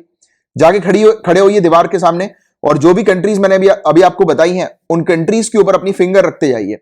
इसके अलावा कोमोरोस, क्यूबा, निकारागुआ और रशिया ये स्पेशल वॉच लिस्ट की कैटेगरी में है, यानी कि इनके ऊपर अब निगरानी रखी जाएगी उल्लंघन करने के लिए, राइट, क्योंकि इनकी गवर्नमेंट जो है वो बेसिकली वॉयलेट कर रही है रिलीजियस फ्रीडम को। इसके अलावा कुछ एंटिटीज की बात हो रही है, एंटिटीज ऑफ पर्टिकुलर कंसर्न के लिए, यानी कि कुछ ऑर्गेनाइजेशन है जैसे कि अल शहबाब, अल कायदा, बोको हरम, हयात ताहिर अल शम, हाउतीज, आईएसआईएस ग्रेटर सहारा, आईएसआईएस वेस्ट अफ्रीका, जमात नसर अल इस्लाम वल मुस्लिमिन और तालिबान। तो ये कुछ एंटिटीज हैं, यानी कि कुछ ऑर्गेनाइजेशन है जो कि एंटिटीज ऑफ पर्टिकुलर कंसर्न की कैटेगरी में रखे गए हैं। स्टेट डिपार्टमेंट ने एक्सेप्ट नहीं किया है यूएससीआईआरएफ के रिकमेंडेशन को कि इंडिया, रशिया और सीरिया और इवन वियतनाम को रखा जाए सीपीसी, यानी कि कंट्रीज ऑफ पर्टिकुलर कंसर्न की कैटेगरी में। तो इंडिया को यहां पर नहीं रखा गया है, तो यह चीज भी याद रखना आप थोड़ा सा। बट रिकमेंडेशन दिए थे इसने यूएससीआईआरएफ ने। तो यूएससीआईआरएफ क्या है? United states commission on international religious freedom. ये एक independent United states federal government की कमीशन है जो कि क्रिएट की गई थी 1998 के इंटरनेशनल रिलीजियस फ्रीडम एक्ट के थ्रू, आईआरएफए के थ्रू, जो कि मॉनिटर करती है कि ऑल ओवर द वर्ल्ड कहां पर रिलीजियस फ्रीडम का उल्लंघन हो रहा है। और यूएससीआईआरएफ जो है वो इंटरनेशनल स्टैंडर्ड्स का उपयोग करती है किस चीज के लिए? मॉनिटर करने के लिए। जैसे मैंने अभी आपको बताया कि पूरे दुनिया भर में कहां पर रिलीजियस फ्रीडम का उल्लंघन हो रहा है, और फिर पॉलिसी रिकमेंडेशन करती है, यानी कि बनाती है कुछ पॉलिसीज और रिकमेंड करती है। और किसको रिकमेंड करती है? जो प्रेसिडेंट है, जो सेक्रेटरी ऑफ स्टेट है, और जो यूनाइटेड स्टेट्स की कांग्रेस है उसको। और अभी मैंने आपको बताया कि इसने रिकमेंड किया था इंडिया, रशिया, सीरिया और वियतनाम को सीपीसी, जिस पर्टिकुलर लिस्ट में पाकिस्तान और चाइना है उन लिस्ट में इंडिया का नाम भी रखने के लिए इसने रिकमेंडेशन दिया था, बट यूनाइटेड स्टेट्स डिपार्टमेंट ने उसको एक्सेप्ट नहीं किया।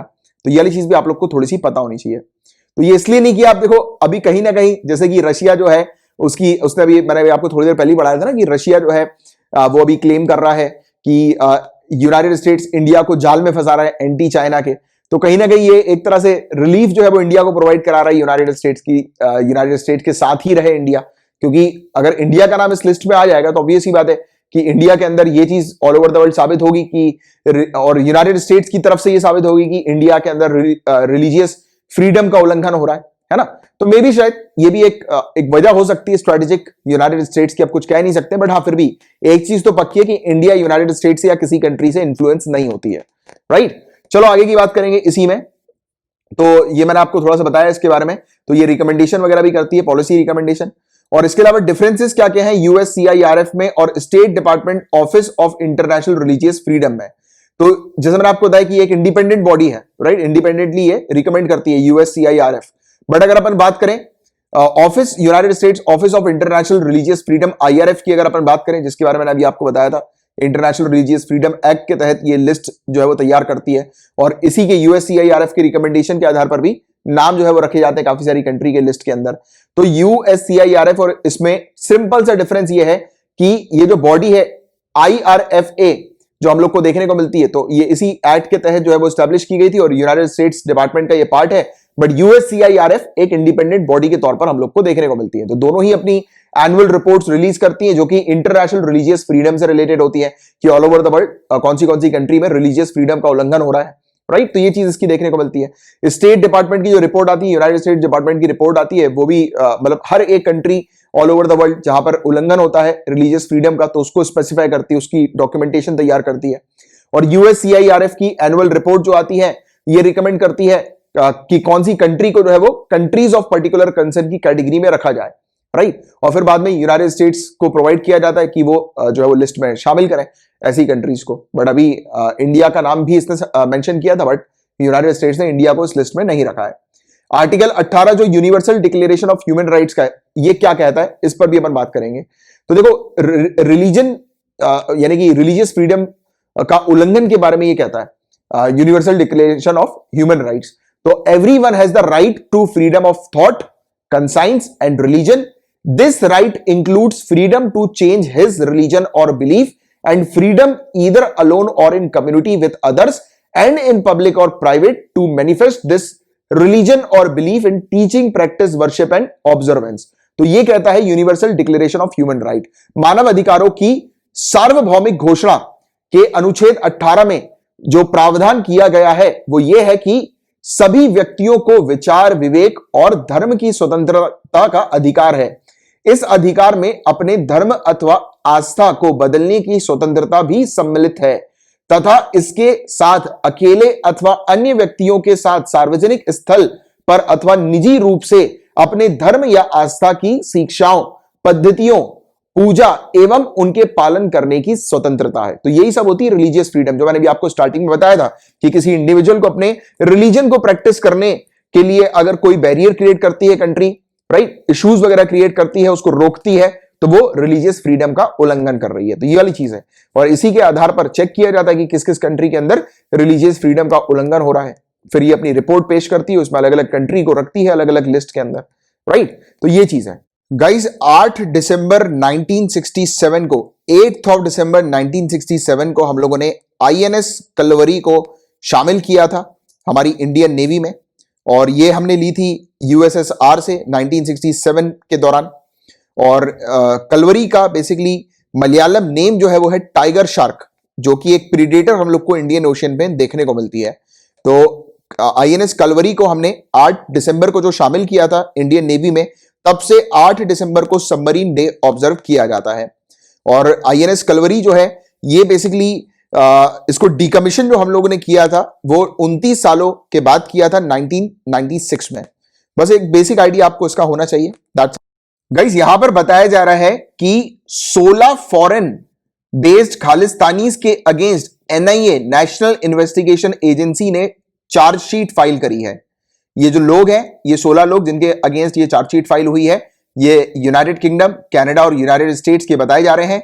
इनके खिलाफ anti terror unlawful activities prevention act UAPA, इसके अंडर चार्जशीट जो है वो फाइल हुई है।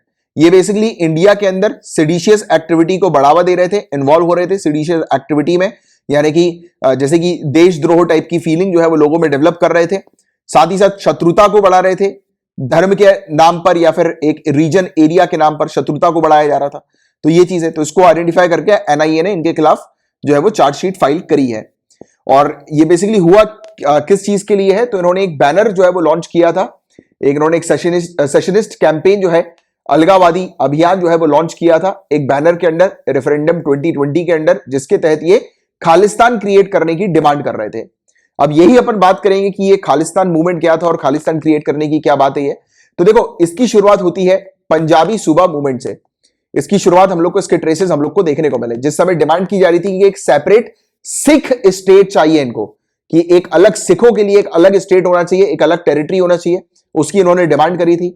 अकाली दल एक सिख डोमिनेटेड पॉलिटिकल पार्टी है, जहां पर सिख हम लोग को देखने को मिलते हैं, सिख धर्म के इंडिविजुअल्स हम लोग को देखने को मिलते हैं, मेंबर्स इसके सिख धर्म के हैं, राइट। तो इन्होंने डिमांड करी थी कि एक सिख सूबा होना चाहिए या सिख प्रोविंस होना चाहिए सेपरेट।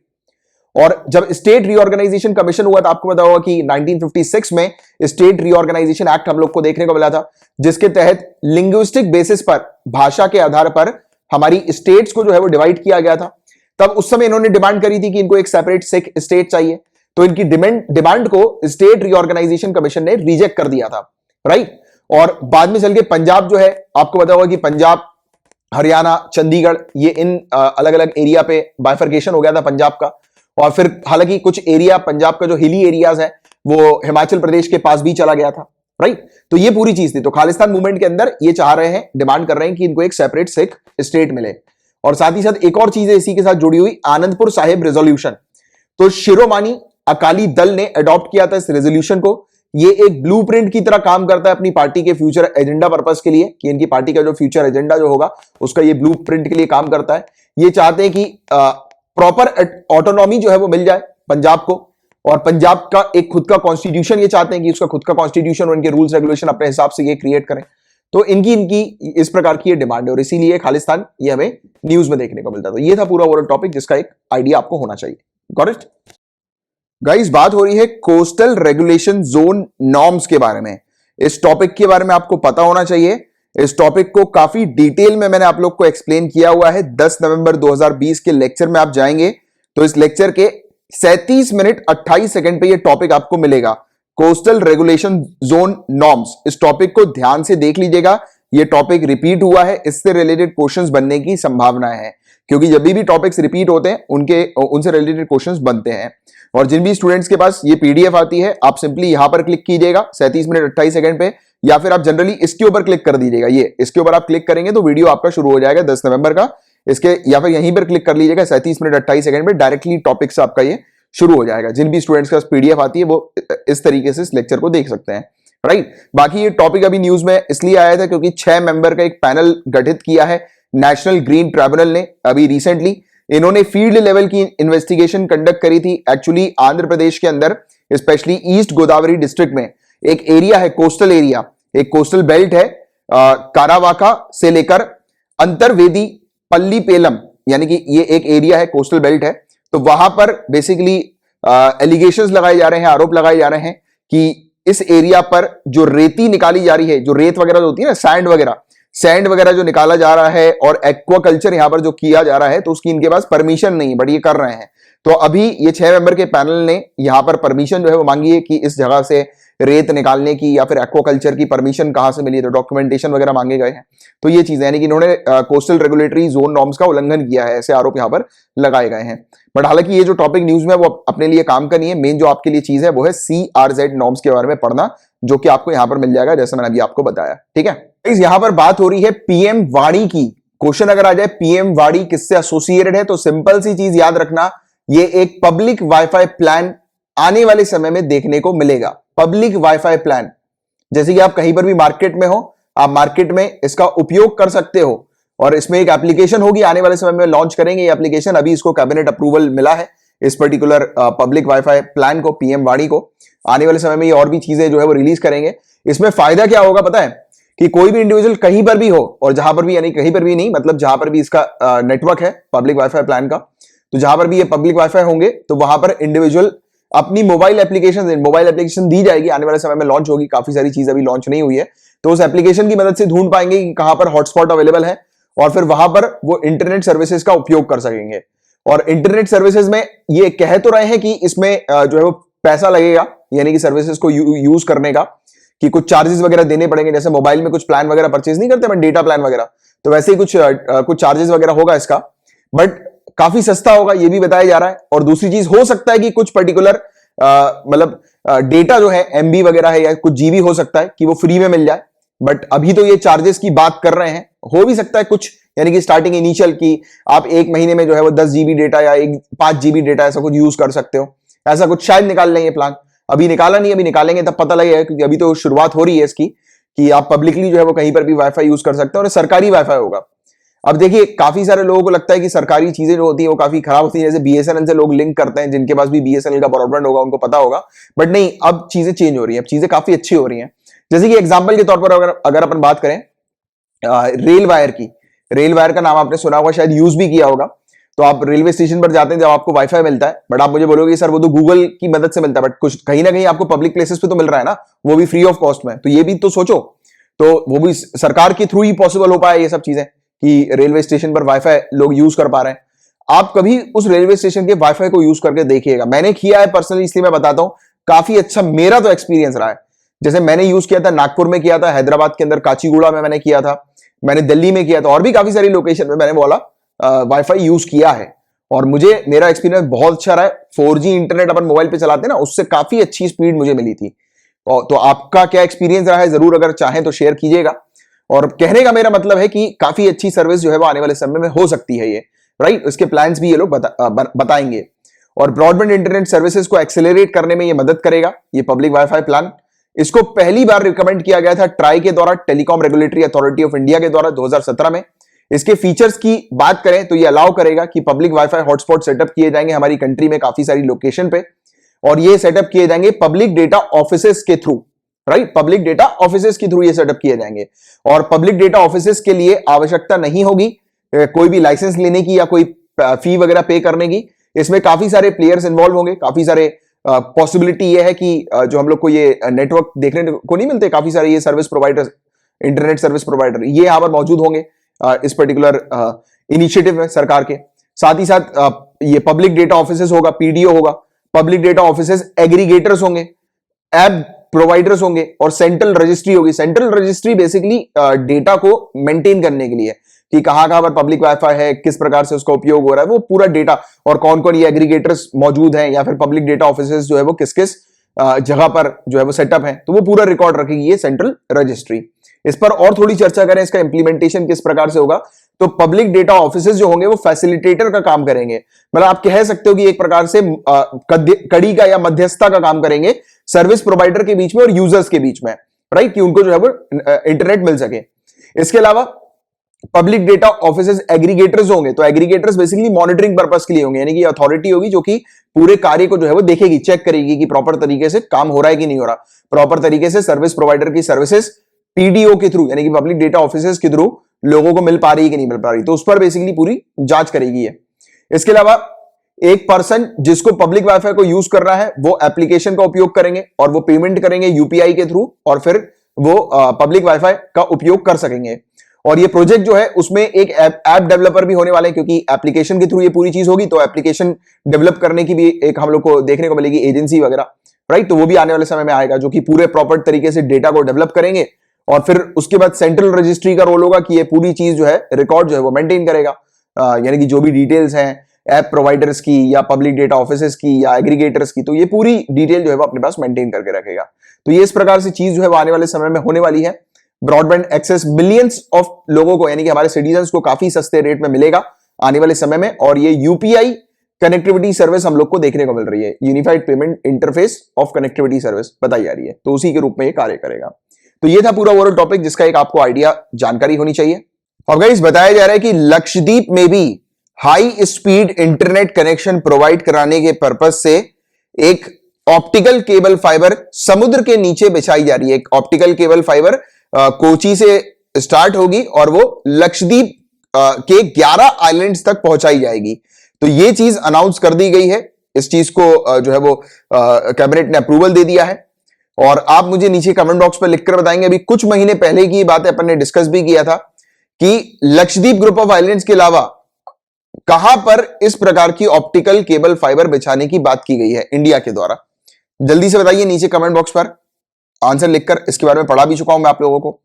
तो देखिए 11 आइलैंड्स लक्षद्वीप के ये कनेक्ट करने वाली है अंडर सी ऑप्टिकल फाइबर केबल या सबमरीन ऑप्टिकल फाइबर केबल के नाम से भी इसको जाना जाता है, राइट। तो समुद्र के नीचे जो सी बेड है ना, तो वहां पर बिछाई जाती है ये केबल, और ये ब्रॉडबैंड कनेक्टिविटी इंप्रूव करेगी लक्षद्वीप में, और मई 2023 तक ये कंप्लीट हो जाएगा प्रोजेक्ट, राइट। और इसको किसके द्वारा फंडिंग दी जा रही है? यूनिवर्सल सर्विस ऑब्लिगेशन फंड के द्वारा इस प्रोजेक्ट को फंडिंग दी जा रही है। साथ ही साथ आप लोगों ने आंसर लिखा ही होगा ऑलरेडी, अंडमान एंड निकोबार। तो अंडमान एंड निकोबार आइलैंड में हम लोगों ने जो है वो इस चीज को लॉन्च कर दिया है ऑलरेडी। अगस्त मंथ में हमारे ऑनरेबल प्राइम मिनिस्टर ने इस चीज को लॉन्च किया था, सबमरीन केबल कनेक्टिविटी को, और उन्होंने उस समय यह भी अनाउंस किया था कि लक्षद्वीप में भी ये सबमरीन कनेक्टिविटी जो है वो कंडक्ट की जाएगी, यानी कि ऑप्टिकल फाइबर केबल बिछाई जाएगी, और मात्र 1000 दिन के अंदर अंदर ये पूरा प्रोजेक्ट कंप्लीट होगा, और मई 2023 में ये प्रोजेक्ट कंप्लीट होगा बताया जा रहा है लक्षद्वीप का। अब इस ऑप्टिकल केबल फाइबर के होने से क्या फायदा होगा? एक तो इंटरनेट स्पीड काफी तेज हो जाएगी, वहां पर टेलीकम्युनिकेशन फैसिलिटी इंप्रूव हो जाएगी, जो ई गवर्नेंस की सर्विस की डिलीवरी है वो इंप्रूव होगी, फिशरी सेक्टर में डेवलपमेंट होगा, कोकोनट बेस्ड इंडस्ट्री का डेवलपमेंट ग्रोथ होगा, हाई वैल्यू टूरिज्म दिखाई देगा, एजुकेशन और हेल्थ केयर फैसिलिटीज में इंप्रूवमेंट, डेवलपमेंट, ग्रोथ जो है वो नजर आएगी। तो ये इसके कुछ फायदे हम लोग को नजर आने वाले हैं। सबमरीन कम्युनिकेशन केबल की बात करें तो सी बेड में, समुद्र के नीचे जो है वो केबल बिछाई जाती है और ये लैंड बेस्ड स्टेशन के बीच में होता है। लैंड बेस्ड स्टेशन होते हैं बीच बीच में, क्योंकि अगर बाई चांस कहीं पर केबल टूट जाए तो अगर बहुत ही कम कम डिस्टेंस में अगर कनेक्टिविटी है, यानी कि अलग अलग जगह पर जो है वो स्टेशन होंगे, तो फायदा क्या होगा, उसको रिपेयर करने में आसानी होगी। तो ये चीज है। और इस ऑप्टिकल फाइबर में प्लास्टिक की लेयर होती है, प्लास्टिक की लेयर से कोटेड होती है, क्योंकि समुद्र के नीचे है तो उसको प्रॉपर, ऑब्वियस ही बात है कि कोई पानी वानी नहीं जाना चाहिए, कि पानी जाएगा खराब हो जाएगी ना, तो इसलिए प्लास्टिक की लेयर से उसको कवर किया जाता है और काफी अच्छी लेयर होती है और ड्यूरेबल होती है। और आज की रेट में 99% जो डेटा ट्रैफिक जो कि ओशियन से क्रॉस करता है, यानी कि ओशियन में हम लोग को देखने को मिलता है डेटा ट्रैफिक जो होता है, तो वो अंडर सी केबल के थ्रू पॉसिबल हो पा रहा है। जैसे कि आप देखेंगे ना, इंटरनेट जो कनेक्शन है ये all over the world under sea cables के थ्रू ही फैला हुआ है। तो ये वाली चीज भी आप थोड़ी सी याद रखिएगा। इसके अलावा इन सबमरीन केबल की रिलायबिलिटी काफी हाई होती है, स्पेशली जब मल्टीपल पाथ होते हैं। अभी थोड़ी देर पहले मैं आपको समझाने की कोशिश कर रहा था, अगर स्टेशन पास पास में होंगे तो अगर केबल वगैरह ब्रेक होती है तो उसको रिपेयर करने में आसानी हो जाती है, क्योंकि लैंड बेस्ड स्टेशन नजदीक होगा तभी ये पॉसिबल हो पाएगा। क्योंकि अगर एक केबल काफी लंबे किलोमीटर तक, यानी कि काफी लॉन्ग डिस्टेंस तक अगर कोई भी बीच में स्टेशन उसके ना हो, तो ऑब्वियस ही बात है कि एक बार अगर कोई भी खराबी होती है, कोई भी इशू आता है, तो फिर उसको रिपेयर करने में जो है वो बहुत, एक तो पैसा भी खर्च होगा, दूसरी बात जो है उसको रिपेयर करने में टाइम भी बहुत लगेगा। तो ये वाली चीज है। तो इसलिए रिलायबिलिटी इन सबमरीन केबल्स की तभी हाई होती है जब मल्टीपल पाथ्स अवेलेबल होते हैं और मतलब अलग अलग लैंड बेस्ड स्टेशन होते हैं, तब ये पॉसिबल हो पाता है। और total carrying capacity in submarine cables की काफी हाई होती है, टेराबाइट्स पर सेकंड के हिसाब से इसकी नजर आती है। और सैटेलाइट की बात अगर अपन करें कि सैटेलाइट से जो डेटा ट्रांसफर होता है उसमें सिर्फ 1000 मेगाबाइट पर सेकंड पर ही ट्रांसफर होता है, बट यहां पर सबमरीन केबल्स के थ्रू टेराबाइट्स पर सेकंड के हिसाब से ट्रांसफर होता है डेटा। तो ये चीज है, यानी कि काफी हाई स्पीड मिल जाती है इसमें। तो इसके बारे में बस आपको एक बेसिक जानकारी, आइडिया होना चाहिए। और ये था अपना आज का लास्ट टॉपिक। और मैंने आपको जितने भी टॉपिक्स पढ़ाए हैं, अगर आपको अच्छे से समझ में आ गए हैं, दिमाग में बैठ गए, क्लियर हो गए हैं, तो लाइक का बटन किए बिना मत जाइएगा और चैनल को गाइस और लेक्चर्स को जरूर शेयर करते रहा करें। और अगर अभी तक आपने चैनल को सब्सक्राइब नहीं किया तो तुरंत सब्सक्राइब करके बेल आइकन पे जरूर हिट कीजिए, इससे हर एक लेक्चर्स की नोटिफिकेशन अपडेट्स आपको टाइम पर मिल जाएगी। अच्छा, इसके अलावा आज के आपकी जो होमवर्क्स है वो आपको सार्क के बारे में पढ़ना है। इस टॉपिक को मैं आपको ऑलरेडी एक्सप्लेन कर चुका हूं, south Asian association for regional cooperation, previous lectures में मिल जाएंगे आपको ये टॉपिक। अभी ये टॉपिक सार्क का न्यूज में इसलिए था क्योंकि 36वां चार्टर डे एनिवर्सरी इसकी अभी रिसेंटली ऑब्जर्व की गई है। और ये जो चार्टर है ये 8 दिसंबर 1985 को साइन किया गया था सार्क के हेड ऑफ स्टेट्स या हेड ऑफ गवर्नमेंट्स के द्वारा। और इसकी पहली समिट जब हुई थी सार्क की ढाका में, तब उस समय ये जो है वो चार्टर साइन किया गया था, जिसने इस एसोसिएशन को एस्टैब्लिश किया है, सार्क को। और नेशनल रजिस्टर्ड सिटीजन के बारे में आपको पढ़ना है, इनसे रिलेटेड हैंड रिटन नोट्स बनाने, इस टॉपिक को भी मैंने आपको एक्सप्लेन किया हुआ है। Indus valley civilisation, one of the most favourite और इंपॉर्टेंट टॉपिक यूपीएससी का, इसको आपको पढ़ना है। और राइट टू इंफॉर्मेशन एक्ट 2005 के बारे में आपको पढ़ना है, ये भी मैं आपको पढ़ा चुका हूं। और उआपा, अनलॉफुल एक्टिविटीज प्रिवेंशन एक्ट, बहुत इंपॉर्टेंट टॉपिक है, कंटिन्यूअसली न्यूज में है, तो इसको तो जरूर ही पढ़ लीजिएगा। तो ये पूरे टॉपिक जितने हैं इनको आपको पढ़ना है, इनसे रिलेटेड हैंड रिटन नोट्स बनाने हैं। और अगर आप ऐसा कर लेंगे तो नीचे कमेंट बॉक्स पे लिख दीजिएगा सर होमवर्क डन, मुझे पता लग जाएगा आपने होमवर्क कंप्लीट कर लिया है। इसके अलावा अगर आप चाहें तो मंथली पीडीएफ पेड पैकेज को ज्वाइन कर सकते हैं। इसकी fees minimum 100 rupees per month की है। पूरे महीने सिर्फ 100 रुपीज में आपको डेली लेक्चर्स की पीडीएफ प्रोवाइड की जाती है, आपको हैंडआउट नोट्स प्रोवाइड किए जाते हैं, आपके रिवीजन के लिए आपको वीकली कंपाइलेशन प्रोवाइड किया जाता है, आपको मंथली मैगजीन दी जाती है। और इतना ही नहीं, मिनिमम 100 रुपीज पर मंथ की फीस में आपको मैं कॉम्प्लीमेंट्री तौर पर मिनिमम 150 क्वेश्चंस प्रोवाइड कराता हूं, जो कि सिविल सर्विसेज एग्जामिनेशन के पैटर्न पर होते हैं। और इसका अगर आपको सैंपल देखना है किस प्रकार की पीडीएफ में प्रोवाइड कराता हूं, तो नीचे डिस्क्रिप्शन पर एक सैंपल वीडियो भी है, उसको आप देख लीजिएगा, आपको पूरा आइडिया लग जाएगा कि कैसा मटेरियल आपको मिलता है और इसकी क्वालिटी का भी आपको अंदाजा हो जाएगा। तो इसको अगर आपको ज्वाइन करना है इस पैकेज को, तो नीचे डिस्क्रिप्शन पर पैकेज के बारे में पूरी डिटेल लिखी हुई है कि कैसे आप इसको ज्वाइन कर सकते हैं। और आप इस क्यूआर कोड का इस्तेमाल भी कर सकते हैं फीस पेमेंट करने के लिए, राइट। बाकी डिस्क्रिप्शन पर तो पूरी डिटेल जो है वो अच्छे से आपको मिल जाएगी। और अगर आप फेसबुक पर हैं तो आप मेरे नाम को सर्च करके मुझे ऐड कर सकते हैं। और ये मेरा नंबर है 9713282838। ध्यान रहे इस नंबर पर कॉल नहीं करना है, एसएमएस के थ्रू या फिर टेलीग्राम पर मैसेज करके आप मुझे कांटेक्ट कर सकते हैं, या फिर अगर आप फेसबुक पर हैं तो मुझे मैसेज कर दीजिएगा। आपको अगर कुछ भी पूछना है करंट अफेयर से रिलेटेड या पेड पैकेज से रिलेटेड, आप उससे पूछ सकते हैं। ठीक है, तो चलिए अब अपन मिलेंगे कल, तब तक के लिए बाय बाय, टेक केयर। ओ सॉरी, कल नहीं मिलेंगे अपन, कल है संडे, और संडे के दिन आपको कंपाइलेशन मिलता है लेक्चर का, यानी कि पूरे हफ्ते में जितनी भी मैं आपको लेक्चर्स प्रोवाइड कराता हूं वो एक सिंगल लेक्चर आपको प्रोवाइड किया जाता है संडे वाले दिन, और वो आपके रिवीजन के लिए होता है संडे। और अपन अब मिलेंगे मंडे को। और देखिए संडे वाले दिन की जो भी न्यूज आती है वो यहां पर स्किप नहीं की जाती है, संडे की न्यूज आपको मंडे को कवर करवाई जाती है, या फिर जो है वो कभी संडे वाले दिन ज्यादा न्यूज आ गई तो आपको ट्यूसडे में भी जो है वो कवर कराई जाएगी। मतलब कुल मिलाकर कहने की बात यह है कि यहां पर अगर आप एक बार ज्वाइन करते हैं तो आपका एक भी टॉपिक नहीं छूटता है, एक भी आपकी न्यूज नहीं छूटती है, पूरी चीज मैं कवर कराता हूं जिससे कि आपका सिलेक्शन होता है। ठीक है, तो चलिए अब मिलेंगे अपन मंडे को, तब तक लिए bye bye, take care, have a great day ahead, Tata.